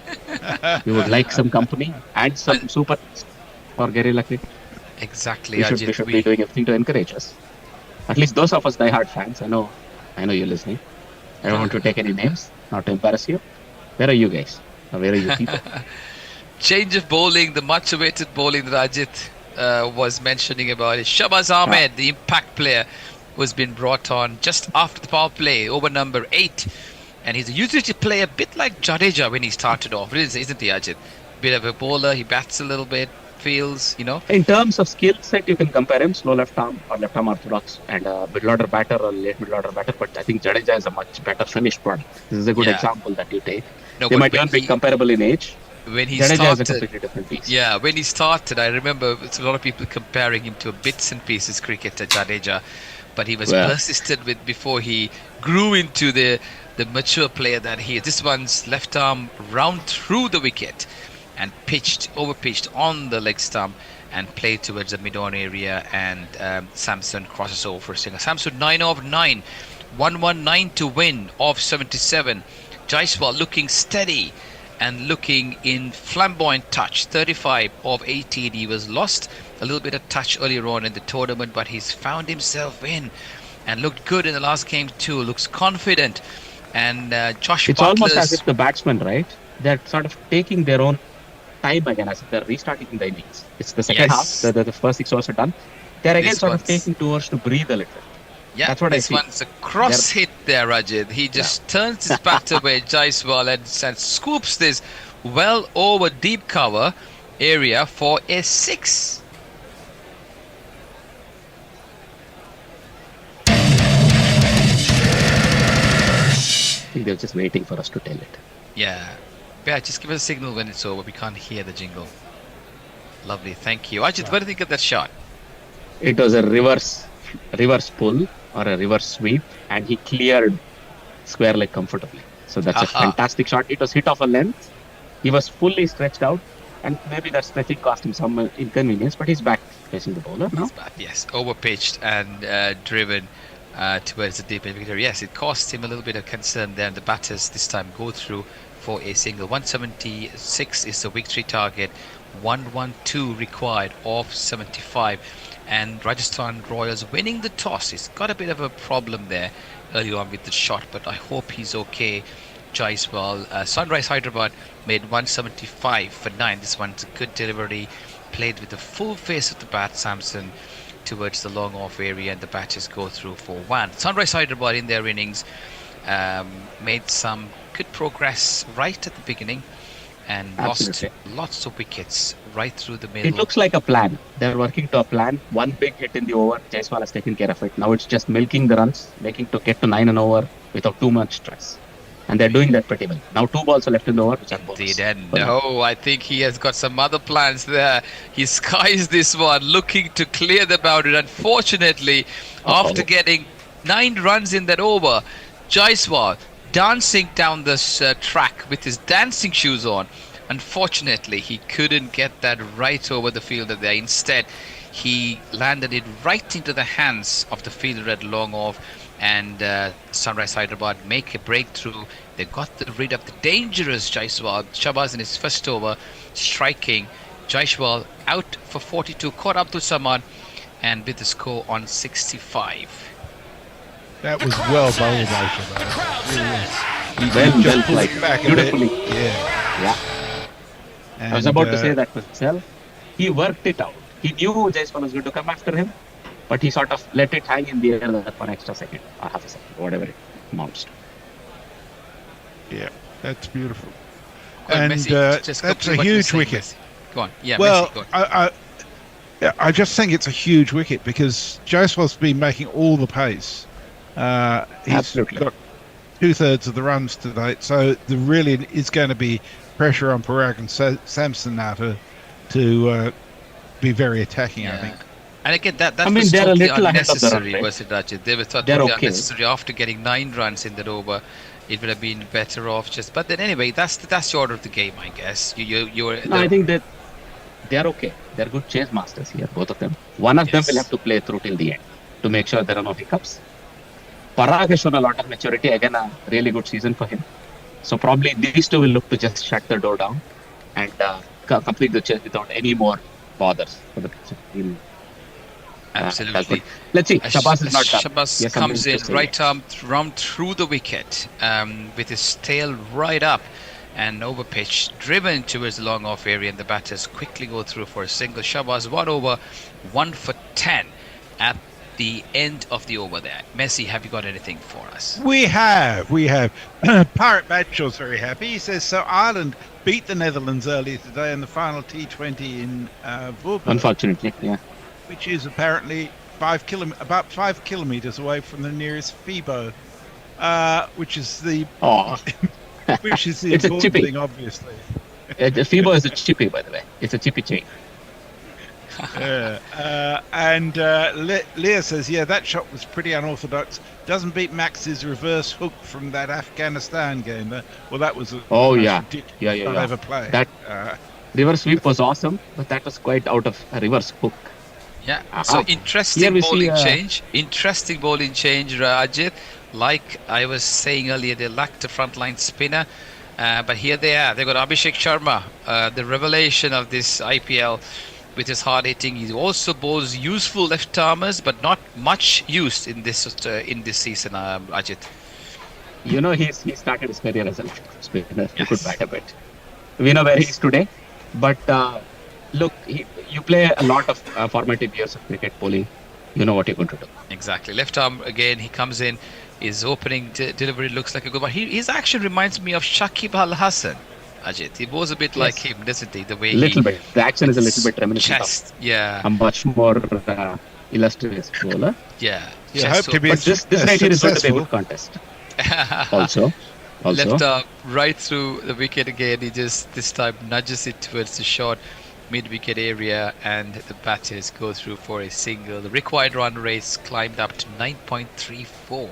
The current run rate is That was a miscue. 8.04. That was down to how well he bowled. We are seeing a replay of Yashasvi Jaiswal's wicket. That was wonderful bowling. But I think they're dangling the carrot in front of these two. These two This are big one's hitters. Shortish they delivery, hold and back? he goes on the back foot and he tries to clear his foot and play it between the mid-wicket fielders, but he ends up ballooning this for There Aidan you go. Markham to take a comfortable catch. Quite a tough one it was though, but he made it look so easy. So the bowling change paid off with captain Sanju Samson caught in the deep by Aidan Markham off the bowling of Abhishek Sharma. Rajasthan Royals lose their second wicket in quick succession, 67 for 3 in the 9th over. Top edge, for fuck's sake. Oh no, he's out. Excellent. Top edge, for fuck's sake. Oh no, he's out. Excellent. Top edge, for fuck's sake. Oh no, he's out. Excellent. Ajit, that was a Wonderful tough choice of catch. jingle. Tough catch, Yeah, wasn't it? It made it look easy, but it's not. Good catch. But a plan has come through. I was just highlighting this. Can these two hold back a little longer? Maybe 1 or 2 more overs. Samson has his eye. He's played 10 balls, so to say. But this plan has worked beautifully well. They almost kept the fielders there, sort of dangling the carrot, and he got out. It's a good this is well comeback, I think. Good comeback. He's left the game open wide. Sunrise Hyderabad all animated now. Klaasen marshalling the fielders across. And that was a difficult catch, but he made it look so easy. And somebody did describe one of the Sky commentators earlier to say that Markham brings in a lot in the field as well. He's an excellent fielder he is, and he's taken off that catch to get rid of Sanju Sam. Did look comfortable, Ajit. 10 off 11.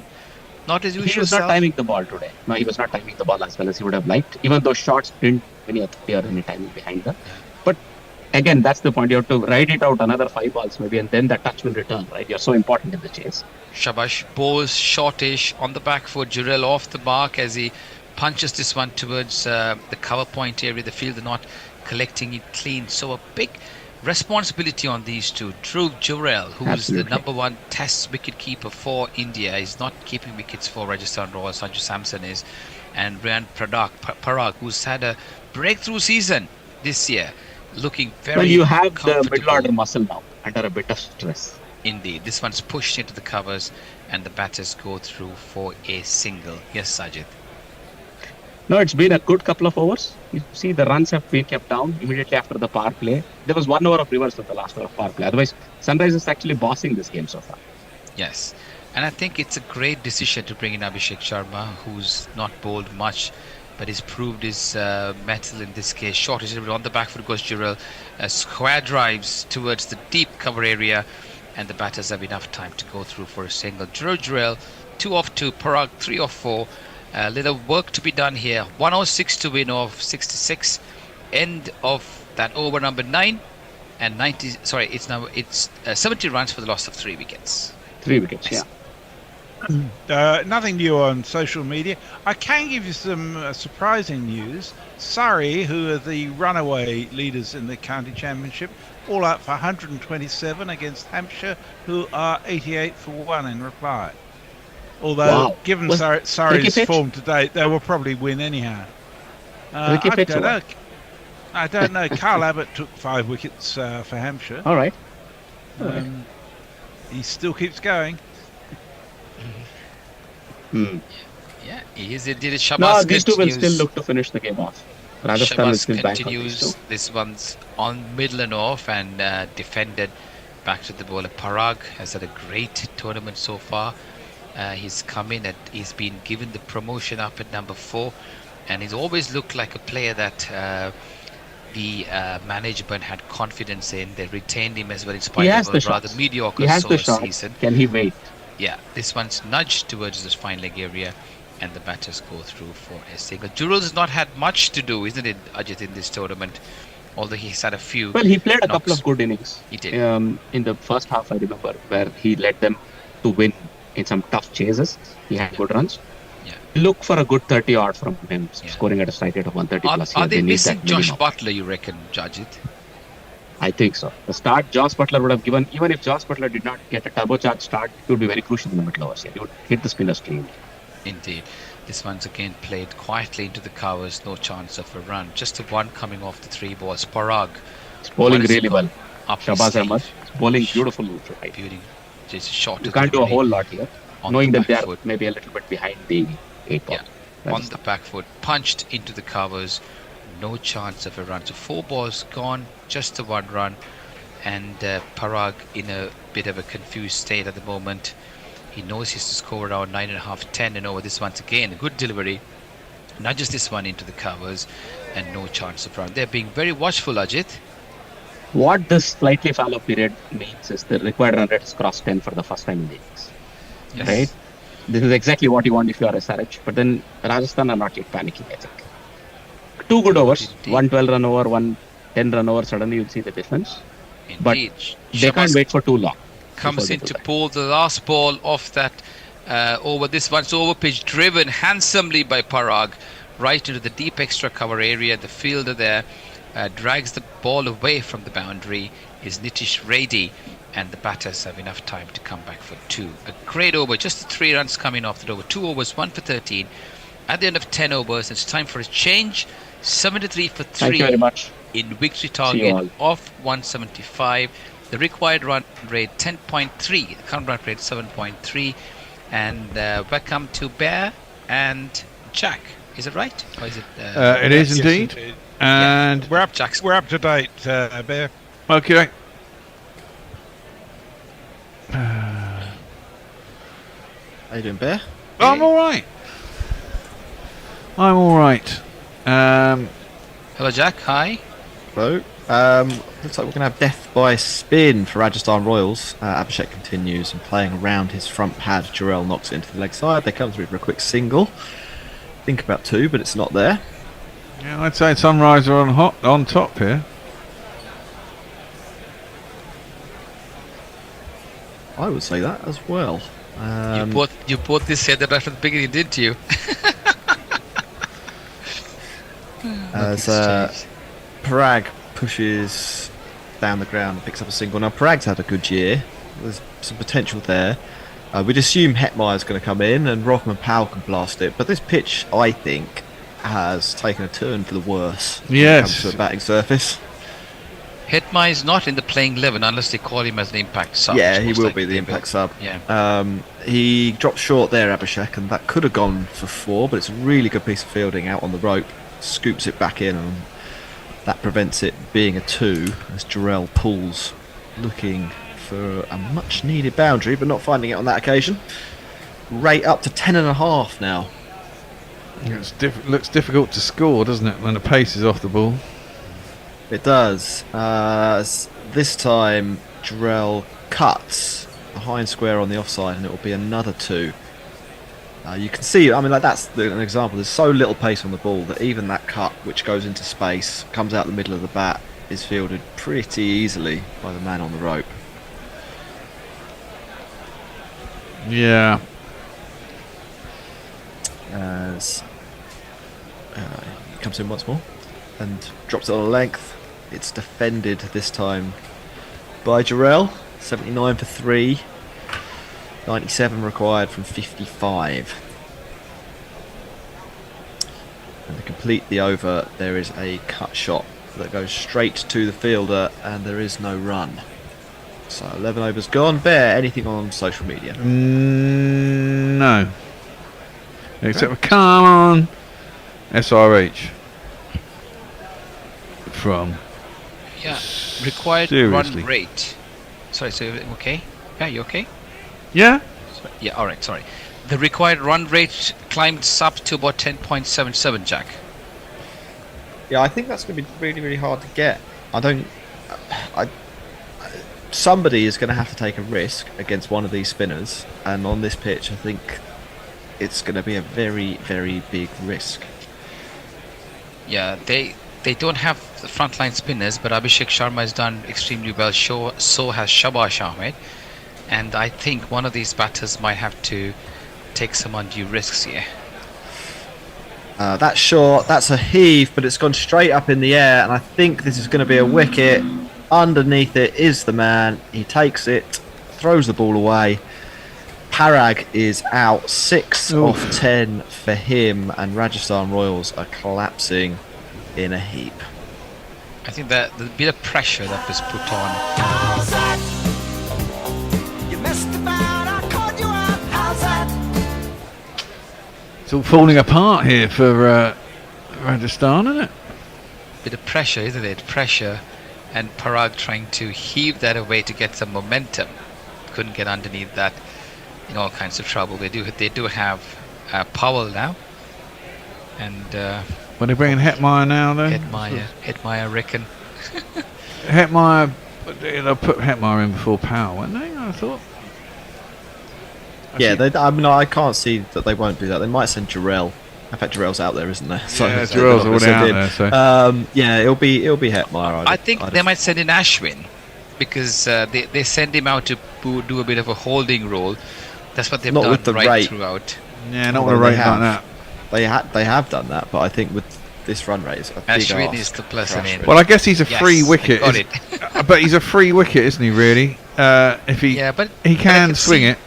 Yeah, I can see why they've got him there, though, because they want to preserve the other two and just get him to protect the strike. Perhaps I know it's not the right thing to do, but they probably know that Powell and Hetmeyer can bring even a 13-14 run over towards the end, even if that's the case. Anyway, Ashwin is in. Let's see what happens.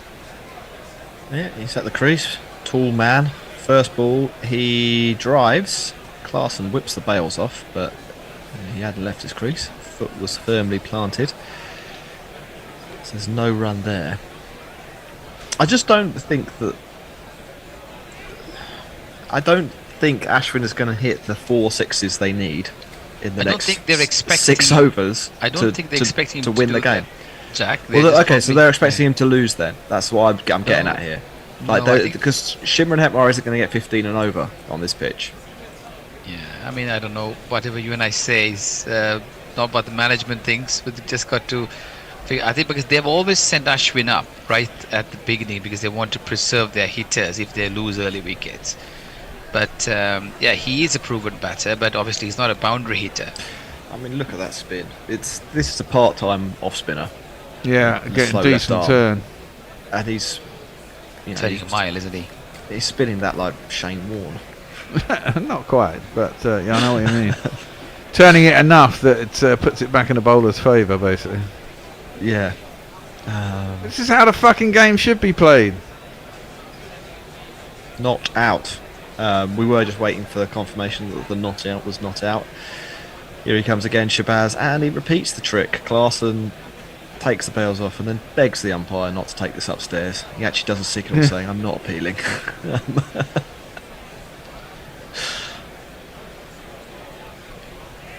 You've got to come down the track to this, basically. Yeah, or sweep it, I don't know. Maybe that's the other option. It's not. They're not getting ridiculous bounce. No? I don't think. But the side spin is large as Shabazz comes in once more. Ashwin goes back. He's out, caught behind. He's trying to cut. I think he might get a little under edge on that. It's a good take by Klaasen. Oh dear. And the ship sinks ever deeper. It's falling apart very quickly, isn't it? Yeah. So it didn't really work, sending Ashwin up the order. Didn't work for Rajasthan Royals. He struggled a couple of balls. The balls was turning. That's the inside edge as he was trying to steer the ball. And Sandeep Sharma, the impact player, certainly making a very good impact here. That's the second wicket. It is. Fuck off! Just fuck off! Subsiding into a really dull game. Yeah, it's amazing, isn't it? I mean, some of the games earlier on were so intense. I mean, I was just following it from time to time. But you see, even the first game, KKR versus RR, was a one-sided affair, SRH. And didn't see much of a game in the early one as well, a couple of days back. So a bit disappointing for cricket lovers, I guess, Jack. Yeah, I think so. I mean, like, you do have to question, I think, the thought process that led to the two showpiece games being played at this stadium. And I know Chennai is a bastion of cricket in India, and I get there's an emotional attachment, but the pitch is crap for this format. Like, it just is not. It does not produce even contests. And we're seeing another one where, like, you know, you could have 15 Jake Fraser McGurks out there batting for Rajasthan. I still wouldn't back them. I still just don't think there's enough. There's no parity. Yeah, it seems to me to generate so quickly and so fast. Well, this is it. Yeah. Who did SRH win the toss and choose to bat? No, Rajasthan chose to chase. I mean, they were expecting Dew, I expect, which is a whole other thing, isn't it? As Hetmeyer knocks his first ball back to the bowler. Shabazz, who is, you know, not a frontline spinner by any stretch, has 3 for 13 and is unplayable at the moment. He has wicket dot in this over. Maiden wickets, it'll be if he guesses the dot for Jack. Hetmeyer taps his bat down and he breaks the double wicket maiden, flicks it into the leg side and takes a run. Oh, what a performance. Shabazz 3 for 14. Jack Shabazz Maridharan, yeah. Great over there. 2 wickets, turning point for SRH here. Seriously, he says Pat Cummins just wants the winner's handshake with Modi. Dig deep, SRH. Yeah, of course. But does Modi give the? No, Modi doesn't give the IPL Cup anymore. He's been ousted now because of some scandalous thing that happened. He's tried to start his own. No, I'm not talking about that Modi. I'm talking about the Modi. Oh, the PM Modi. Okay, yes. After having taken the World Cup and him looking very sour stood next to him, which was one of the funniest moments I have seen in sport. It was not a happy bunny. I think they're going to subside to about 110 all out. We've got another part-time off spinner. Aidan Markram's going to come in. I wonder how far he's going to spin it. Here he comes. Oh, yeah, well, you're not going to spin it much if you bowl like that, but Hetmeyer is unable to make the most of a loopy half volley. Hits it straight to cover and there's no run. Jack, I wonder what SRH would have done if they had won the toss, isn't it? Perhaps it's a good toss to lose. I think it might have been. Whoa! Wow! Oh my lord! Markram has just bowled a ball that's gone, well, 8 yards over the it's a wicketkeeper's no ball. head and 8 yards to the left. You've never seen anything like that. It's a no ball. It's a free hit. Maybe he's trying to keep him in the game. He's got the payoff. They've slipped him a bung. Yeah, exactly. It's not even an over the line. I don't know what's happened there. He sort of flicked it out the front of his hand. Couldn't even see the ball going past the screen there. It's the kind of thing that Moeen used to do every once in a while, wasn't it? Yes, it is. It's similar to that, but dialed up to 11. Here he is. He lands that one. Well, there's a sign. Hetmeyer has a big heave. It grips and spins away from him. It's not given as a wide. It did spin quite wide, but it's not given as a wide. And Hetmeyer has reviewed. That was a free hit, wasn't it? He missed that. It was, yeah, but like it did bits off the surface. Let's have a look as they go to DRS for this. I'm not sure. You don't want to stop there, Mr. DRS man. I think they're checking to make sure that Hetmeyer hadn't moved. So it's tossed up. It bounces outside off stump. Wide. No chance. It's not a wide, but Not a wide. Did they go by the blue line? No. Well, that's not a wide. No stretch of imaginations. Hetmeyer taps his bat down. What's he going to do here? Markram lands it just outside off stump, and Hetmeyer uses his feet well, goes back, pushes through the offside, takes a single. You've really, I mean, I'm sorry. The only way that they're going to do anything with the spin is to come down the track, biff a couple of big shots. Someone's got to take the risk, because that's the only way you're going to get the spinners off their length. And if they're on their length, it's been very difficult to score runs. He's on a length again, that ball. Pitches it in line, bowling round the wicket to the right-handed batter and spins it straight. Guerilla is able to negotiate a single down to long on, and it will bring Hetmeyer back on strike. Required run rate now, Jack, gone up to 12.5. Ooh, to a ball, that's always tricky. That's done. It's pretty tough going, isn't it? Markram tosses it up.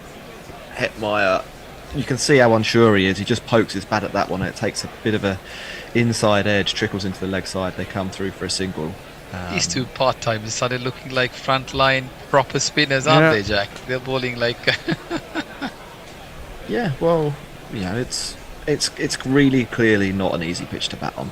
And there we go. As Bear says, that might be the way to do it. That is the way to Guerilla do it. takes a couple of steps down, flicks the ball in the air over the leg side, and it goes all the way for 6. I mean, we saw when Sunrisers were bowling all that short, slower cutter balls into the wicket. Avesh was doing it. Slower ball bounces, all that shit. It was virtually impossible to hit.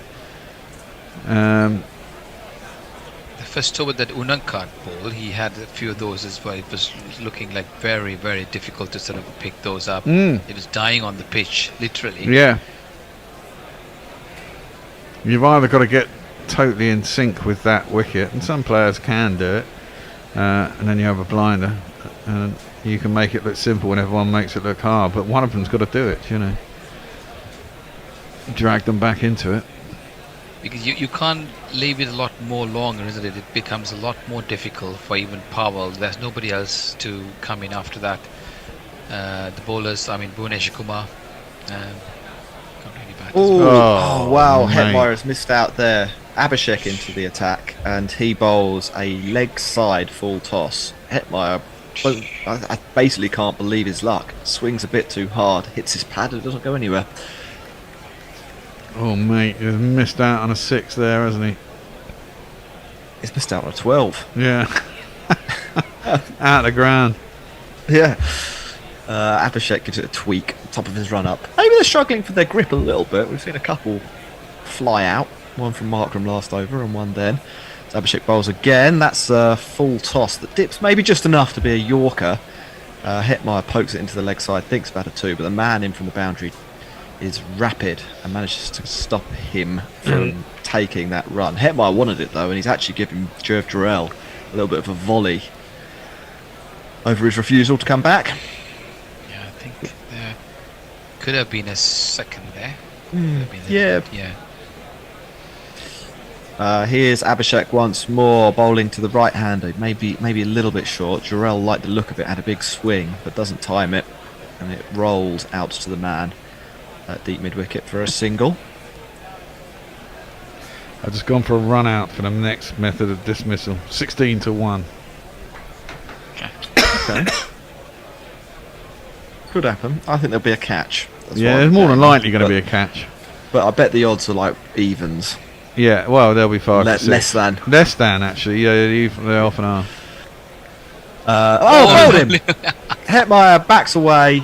The ball grips, spins through the gate. Hetmeyer looking to cut, doesn't hit it. Off stumps, knocked back. Oh. Abhishek has the wicket. Sunrisers are on their way to the final. Yeah, they very much are. And we shall say goodbye to Hetmeyer. I won't look back. Just by the time that I do, you'll be gone. Last 40 balls, 36 runs and 5 wickets. Wow. That's interesting going. It looks like a day 4 wicket. This is my summary. I think Day 1 in India anyway on the test track. Well, yeah, it depends. Depends on what the pitch orders were. But The new batsman is Powell, I think, Rodman Powell, the last hope. The last great hope. The last. He could win it for them, and he takes one person to do it. It'll Yeah. be pretty fantastic from here. We've seen it happen. Doesn't feel like it's going to, though, on this track, as you said. Whatever happens, I'd like to see a game on the card, guys. You know, not just a boring one-sided affair. It's qualify, for goodness sake. Yeah, well, exactly. It's the problem with this type of cricket, though, isn't it? Rob Man Powell's got an awesome name. It makes him sound. There you go, Rodman Powell. Can't believe the two part-timers have got 5 wickets between them, Jack. For fuck all. Exactly. yeah. Well, it's unplayable. It's really tough for batting. I think people will say that Rajasthan bottled this or whatever. No, I think once the ball started to grip and do what it's been doing for the last 8 overs, this game was finished. Yeah, but the big question is, why did Rajasthan Royals choose to field then? Well, I think Surely. they probably expected there to be dew and for it to be really hard to bowl, and often at Chepauk there is dew and it becomes very, very difficult to bowl spin in the second innings, but that hasn't happened. Oh. As Rodman Powell plays an unorthodox steer, knocking it past the slip fielder for a single. And we've got a timeout. That's just what we need, isn't it? A minute to catch our breath. Bears off. He's had enough. So we haven't even got any social media. What are the possible scenarios here, Jack? What do you think the kind of approach should be here? Well, what's the run rate now? 14 and over? The required run rate is about 14 and over, yeah. Yeah, there's no point dying wondering. You might as well be bowled out for 100. You have to play some shots. And I'd hope that something weird happens. Hope the dew comes. You've got to hope give yourself that a a bowler chance. has a meltdown. Yeah.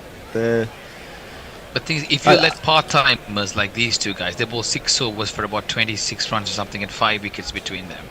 That's just, and they've got proper frontline batters out. It's just...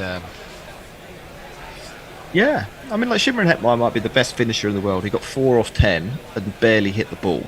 Like he was actually unable to get bat on ball. It's so difficult. I don't know. I don't know if a different approach. I mean, obviously, they were trying to score somehow. They must have had a game plan. Maybe a radically different game plan would have made a difference. None of the bowlers can bat. Trent bowled, Sandeep Sharma, Avesh Khan. Trent bowled usually number 11 in the New Zealand side. He's batting at number 9. So you can just imagine how Sandeep Sharma and Avesh Khan's credentials would be if they're batting behind him. So it's going to be this partnership here. So they are going at 6.64 and over, 6 overs left. and they need about 14 and over to get there. So, and the pitch is spitting like a snake for the part-timers. Interesting.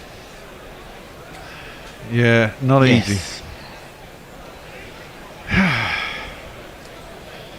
I've seen 2 good games this IPL. Maybe 3 close games. Which ones are those? There was one game where me and Jack were on, wasn't it? And was it Sunrise or the Punjab Kings came back looking like they were down and out? That was a great game. That was a great game. That's how Sam kind of scored a 50, right, in that? No, it was... so many games that I kind of... No, I mean, this is it. There are so many games. I can't remember who scored runs, but it's 2 people I didn't really know. The thing is, the irony of it is, you would expect a bit more competitive. But this is often the way. The problem with, I mean, no matter how short you try and make the game, it's almost things that can go wrong the shorter it is that make the game dead. Happen so quickly. Like here, exactly what Jack says. If it becomes unplayable, if it's unfair for both teams, because it looked like the big score was on, didn't it? In the first 8 overs, obviously the pitch was quite flat and hadn't done anything. So actually batting first, the 90 runs that the Sunrisers were able to get in that first 8 overs were pivotal to this entire match. That would have been the match-winning sort of moment totally. of the game, I guess. The first few overs. Anyway, Jack, start the word. Yeah, there's another dot ball. Shabazz is going to bowl out here, and that makes a lot of sense as he walks in. Another one outside off stump. Replay of the ball before, to be honest. Just on a length outside off. Powell pushes it to point. I mean, you could say that Tripathi's innings was probably the most decisive of the whole fucking game. Could well be, as Powell tries to do the same thing but nudge it into the leg side, and that time the bowler cuts it off. So it's three more dots to Shabazz. But the thing is, even if you're hitting the sixers, you can't just give away the dots, can you? Because you hit a 6 and then have 5 dots, it doesn't really help a 14 run over requirement. So little bit of width that time, and there's going to be a run. Shabazz, what are you doing, mate? Wow. 15. Now he's conceded. A cut shot from Powell out to the man on the rope, and they pick up a single. As we get a look at some hostages in the crowd, they've been captured by Instagram. I mean, Rajasthan don't get over 100, they're going to start executing them. So let's hope something happens soon. Jarrell's gone for an unorthodox shot. He gets down, he reverse sweeps over point, and it goes away for 4. That's a really, really good shot. And actually, to be fair to Jarrell, he's batting well, 20 off 13, playing on a different pitch. Yeah. 2 + 2 is our man. I mean, Abhishek Sharma got 12 off 5. Rahul Tripathi got 37 off 15. And that could well be the difference. In those 20 balls, you've got, what, 50 runs pretty much, bar 1. And here we go, to finish off Shabazz's spell, he bowls a half volley that's hit for 4. Jarrell just about keeping Rajasthan in the game with a couple of boundaries there. But, It's me, Sanshi. It's me, Sanshi. 5 overs, 74. That's a fucking big ask. Seen it done, I think but it's time for a change. Oh, it is I'll time see for a you guys. change. Yeah. I'm going to take over till the end. You two are off. You're done for the day. Yes. Anindo is going to join. I didn't realise he was in the waiting room. Sorry, Anindo. And Metters is going to come back. Good to see you, Bennett. See you in the World Cup, no doubt. And, see you later, Bear. See you Cheers, later. man. Thank you. Bye. And hello to Messers. And Anindo. when he gets Hello. here. Hello, Anindo. Sorry, I didn't see you in the waiting room. I was concentrating on the game. It's so riveting, you know. What a shit show of batting. It is, isn't it? It's not. I think Jack's right. I think the pitch isn't conducive to big scoring. But it was conducive to big scoring.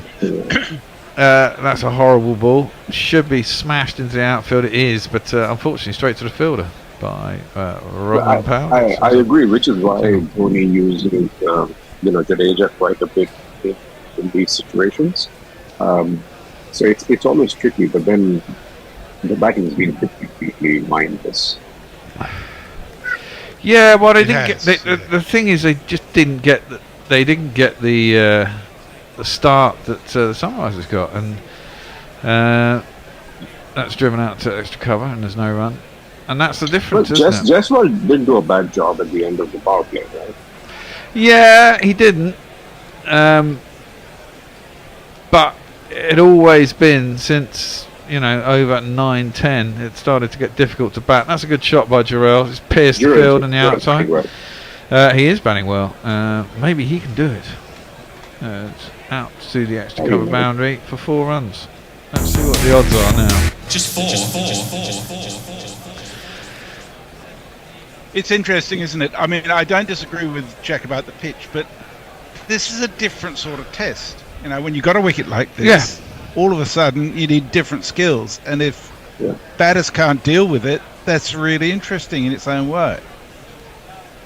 Jurel's the only one so far who's, and Jaiswal did actually, but he's the other one who's really playing the ball with some sort of sensibility. Exactly. Rather than just swinging your bat mindlessly like they do in the idea. Exactly that. You can go down to the ball, not get there, force a single or a 2, but if you keep trying to take tactic and don't take a 2 risk, when you do get there, you're a good enough batsman, you smash it into the stands, you get 1 or 2 boundaries and over. I mean, the thing is, no one moves their feet anymore, do they? It's all swinging. That one is cut out to point, and they're going to get an overthrow as it's hurled into the stumps and no one's there, and there's only someone out in the deep, so they'll get their single in the end anyway, but it's not good enough. There's only 7 off this over so far. One ball to go. They ran. Oh, they didn't run this time. Yeah, they did run. He cut it, and then he got turned back, and then it was hurled in at the stumps really badly, nowhere near the wicket-keeper, and it went all the way out to cover in the end. Deep mid-wicket, and allowed them to get through for the single. Last ball of the over is smashed back down the track. That's a good shot. Guerilla drives that sweetly back down the ground and does get a 4 to end the over. Not quite up with the rate, but clinging in there. You are where I live. Here's the address I give. The phone. Emily Elizabeth is with us. She says, hello everyone. Back later, lots of part-time and overtime today, but I wanted to pop in and miss you guys. Hope you're feeling better, Emily. Yeah. And you're obviously back doing a bit of work, which is a good sign. Leah says there is a comedy sequel to Cocaine Bear called Mary Jane Bear. Yay, the devil's lettuce. And Sakar Raja says the winner of the last IPL hosts the final of this IPL. That's how the stadiums are selected for playoffs. I wasn't aware of that. Thank you. So it's the final here as well? Yes. Oh, really? So all the last games are at Chennai? Yeah, well, I mean, to have games just 2 days apart where the teams have been playing in the previous one. Same venue. Yeah. So how many wickets do they use? Is this a used wicket then, or have they got 4 wickets? I don't know. No, all the matches have not been at Chennai. I mean, they had 2 at Ahmedabad. Yeah. Oh, right, okay.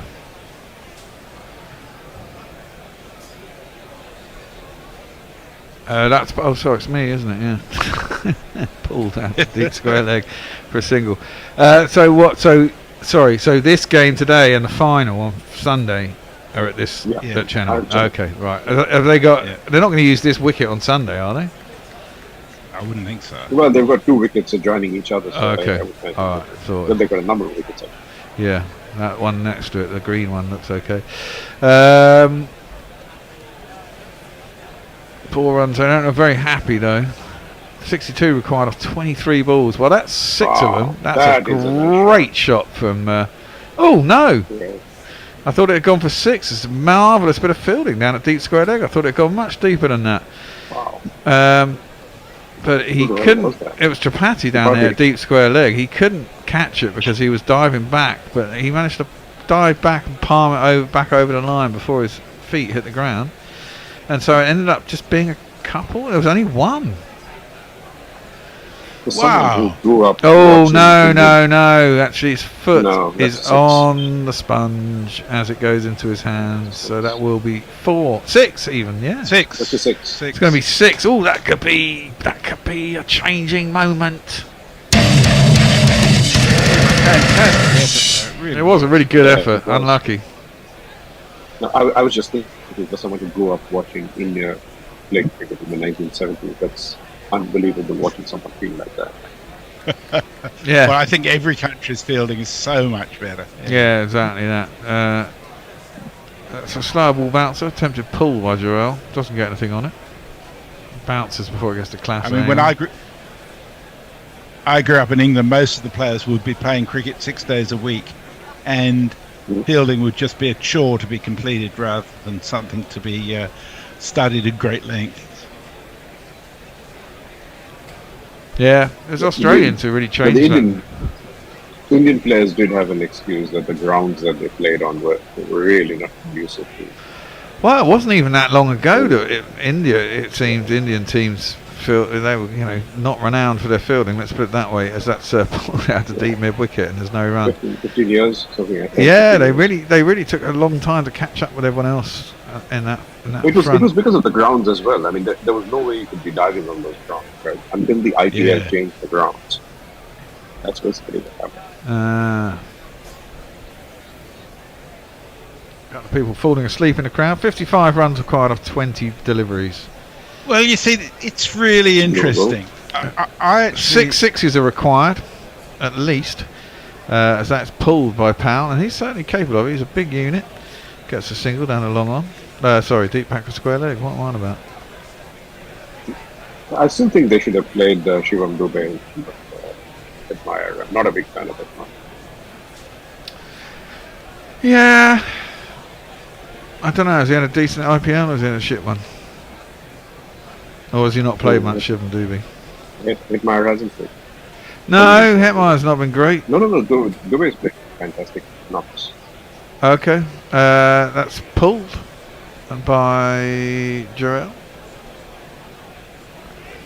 the thing is, when you need 2.5 runs a ball. So yeah, we've got 3 overs left. They need 53 runs. That's 17 and a half, nearly 18 and over. So Emily says that's physical and occupational therapy, not overtime. No worries, but thanks for the shout out.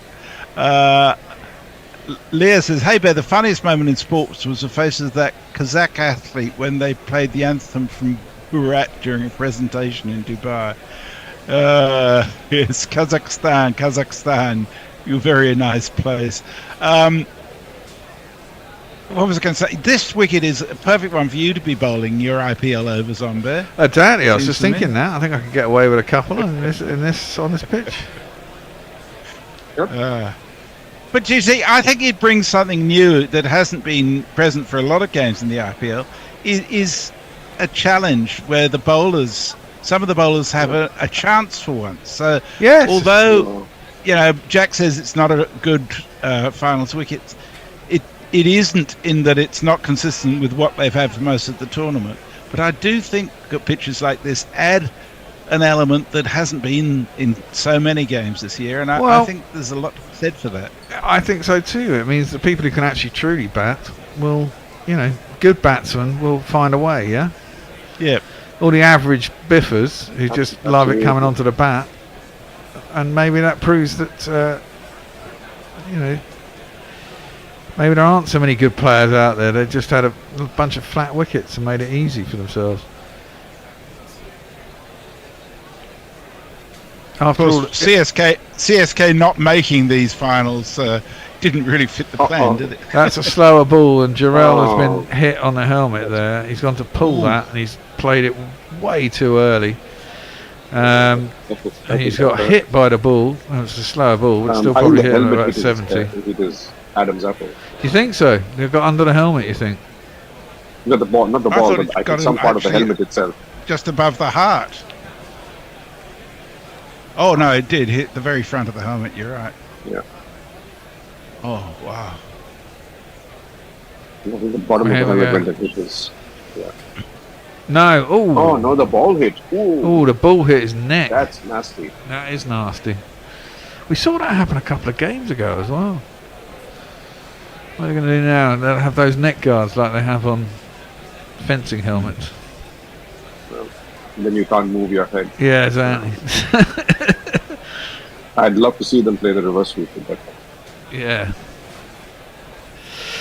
53 required off 17 balls. Powell is 6 off 10. 41 off 23 for Guerilla. Here's a pick of Rajasthan's batters.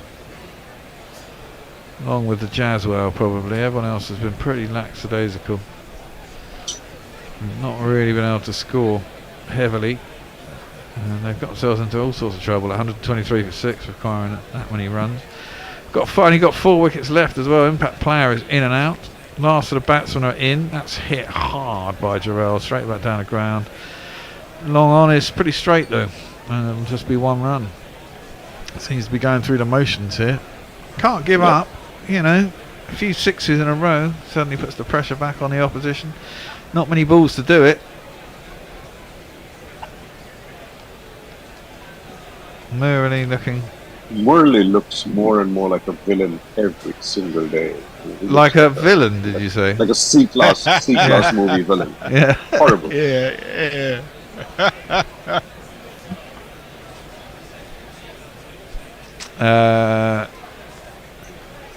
Another slower ball, and once again Natarajan.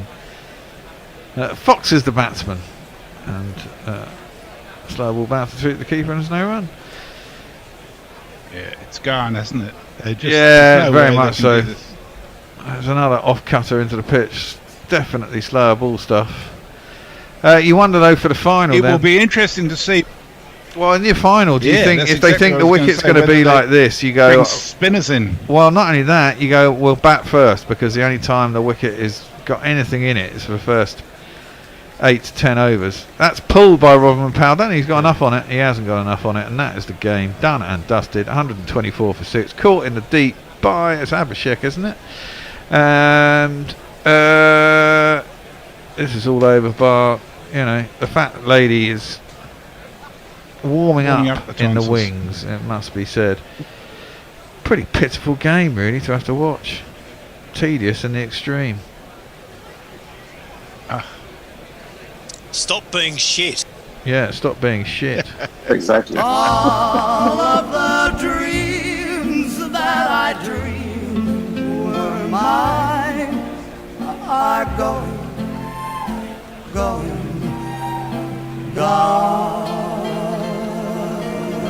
Well, I tell you what. Yeah, sorry, go ahead. No, go. No, I was saying that Bear and I seem to get stuck in these shit endings of matches every so often. I remember Bear, me and Andy got stuck in one of those where we were just waiting for the fucking overs to finish.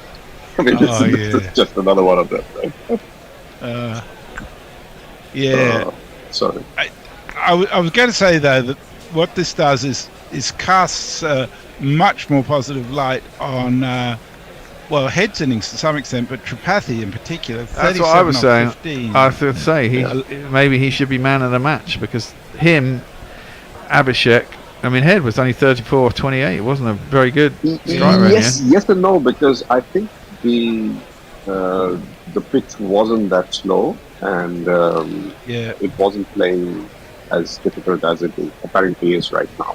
That's what I mean. That's what I mean. I wonder if in the final, that's why you choose to bat, because the only time the ball is actually going to come onto the bat, so that's driven up to mid-off, and there's no run by Trent Bolt. The only time that the ball is going to come onto the bat, and you're going to be able to score quick runs, a proper, this season rate type thing, is going to be in those first 6 to 8 overs of the game. And so you choose to bat and you go hell for leather in those first 6, try and get those runs on the board like Sunrisers did. They got 90 off 8 overs, and from there on in the pitch becomes harder and harder. And apparently you've got Chahal, you've got Ashwin in your team. Precisely. That one is a slow ball bouncer once again. Bolt has a big heave ho, misses it, through to keeper, and there's no run. Poor decision to whoa. vote this. I'm just going to the woods. I'll be back in a second. Give us some social. Leah says, I want to see a switch hook, a reverse pull, and a fielder diving into the advertising board and spitting teeth. But you can't always get what you want. So it's a bear game? Yes, it's definitely a bear game, Leah. Let's hope Afghanistan versus New Zealand in the T20 World Cup will be good. I don't want to make my return to air for a damp squid of a match. Afghanistan, New Zealand. I'd be amazed if Afghanistan withstood New Zealand in that, to be honest. I think New They've not been Zealand's... playing particularly well. Rajasthan is certainly not in any kind of form whatsoever. He was injured, and then when he falls apart, the team falls apart. Yeah, and New Zealand's bowling attack is looking really good, I think. And their batting's not too bad either.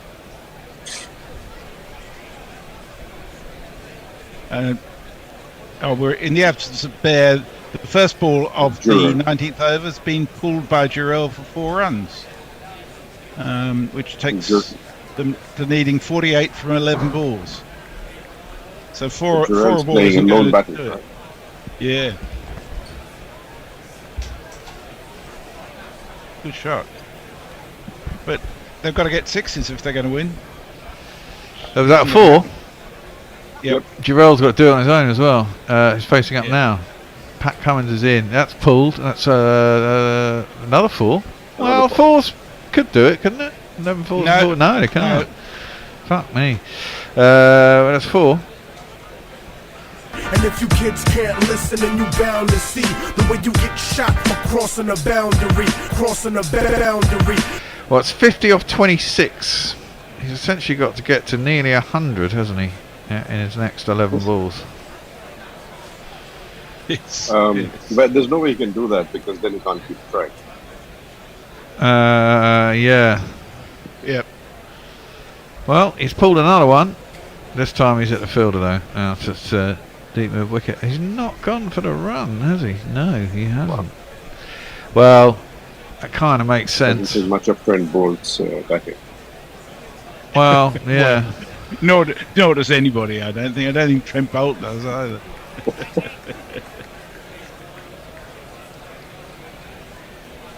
Well, he believes. Well, Kieran Roseblade says, this IPL is a bit of a joke, isn't it? Turns out it's just a bunch of sloggers who can only bat on a road against the tennis ball. Well, yeah, kinda. That's pulled out to deep square leg again. Jarrell doesn't take the run. Well, if you got to hit the next boost, just 2 balls for at least 2 4s, and then somehow get down the other end without losing a ball. I mean,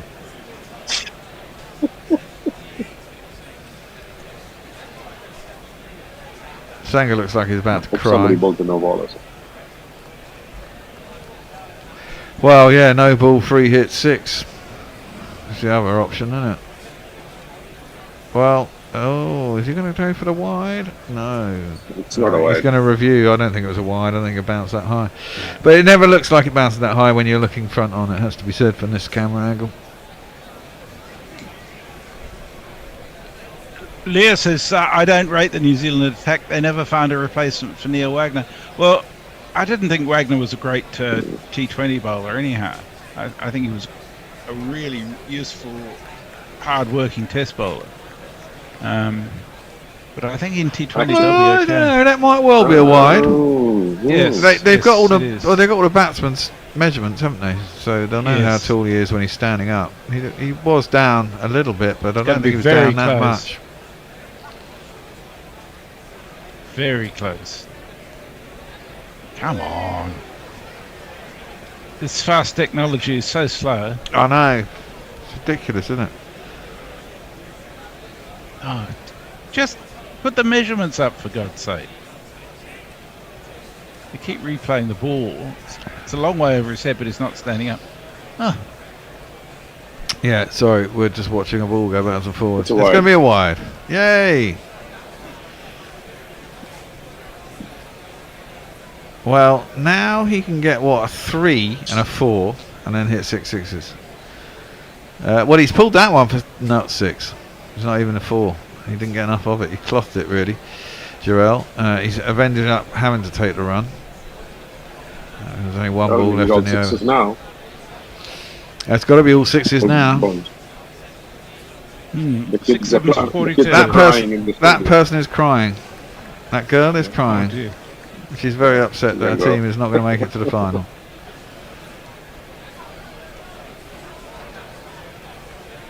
How far is Rajasthan from Chennai, Ananda? Very.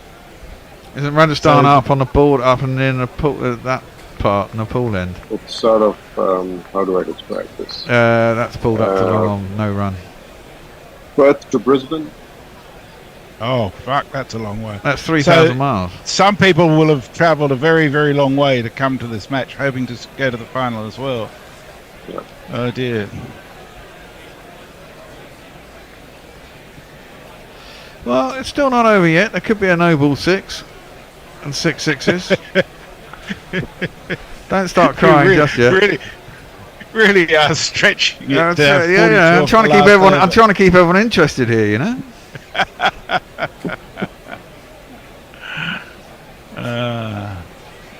42 required off of 6 deliveries. Yeah, Kieran says if it becomes a bit of a bowler's wicket, the journeyman buffers just can't cope. Yeah, well, that's the point, isn't it? Biffers, sorry. I think the 12th man substitute thing, impact man or something, is a great idea, though, but only if the impact man has to be over 45 years old. Well, that's a full ball from Natarajan, and it's driven down to long on. You know, what's the point, Drew? You might as well run. You're not going to win. What's the point of running? Well, yeah, that's true, I suppose. Just try and hit a couple of sixes and make it look closer on the scorecard.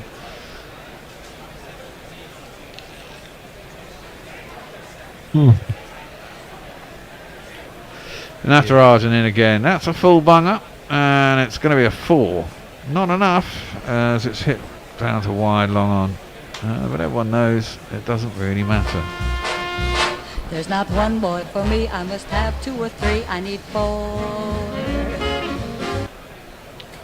I think Tripathi's going to get man of the match, whatever it is. So Rajasthan have won, I think, 1 game since April, and that was the match against RCB, and that's it. And who did they lose, international-wise? That's attempted uppercut by Jarrell. Butler. He's the only.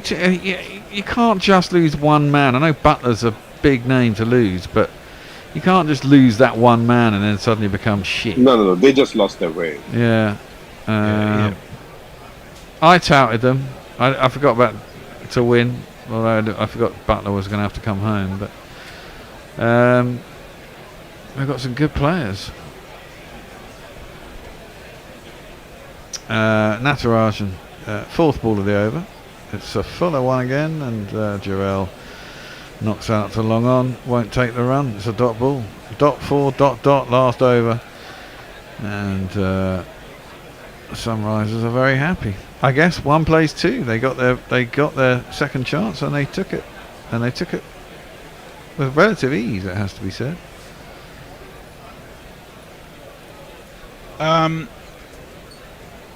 I just hope they don't screw up against KKR once more in the final.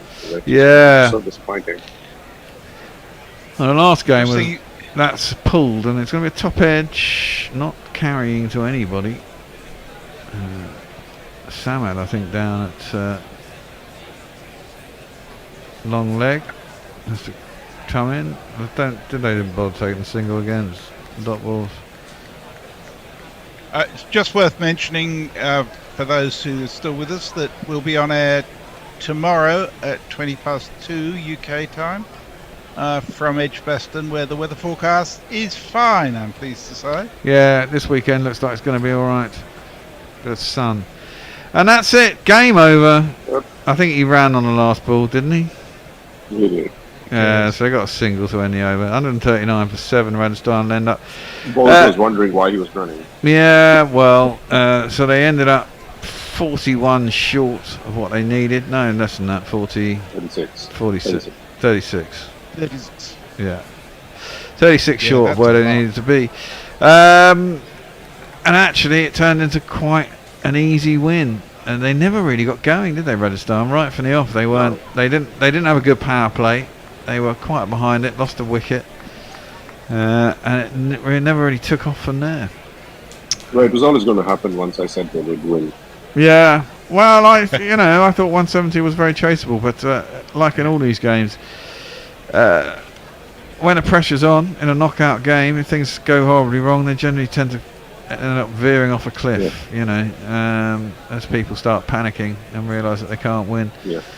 That's the beauty of actually being able to be knocked out at at some point. It's just a shame you have to wait.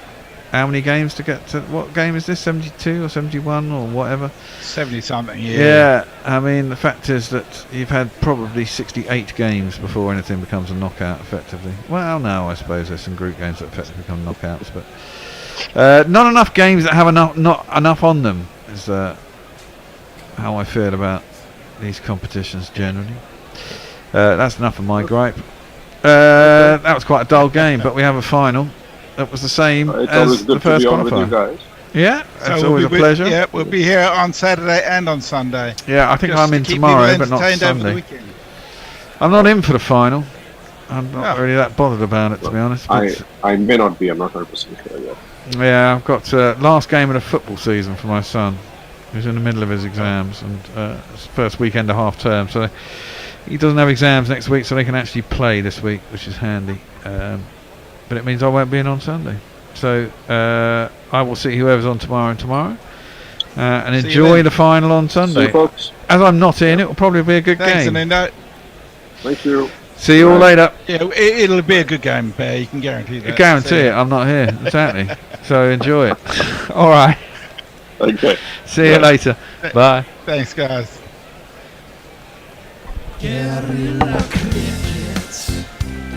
Whoa. Guerilla cricket. Whoa. Guerilla. Take guard, man the barricades, patrol the cover boundary. At last the time is come, this is a cricketing emergency. Hear this call to arms for every cricket revolutionary. Take up your bats and stumps for the test match insurgency. At first they tried to silence us, but we would not be silenced.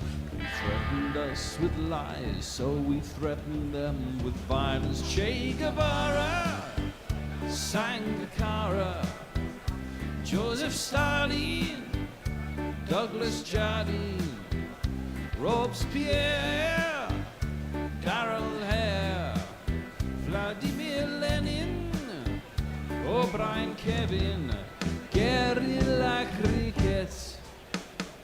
It's not about the winning, it's about how many rules you break. Even in cricket commentary, this is the best advice to take.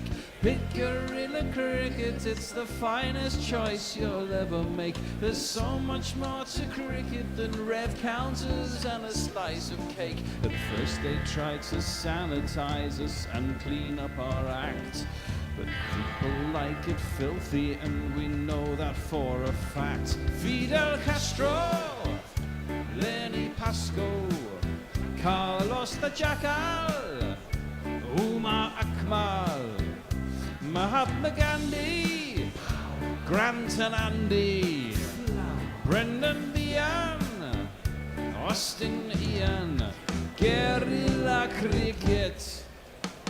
Stick with us, cause you know we're not the kind of thing that you see on the TV and the radio. So vive la revolution. First they tried to buy us, but we would not be bought. Okay, we were, but then we ran away, and we will not be caught.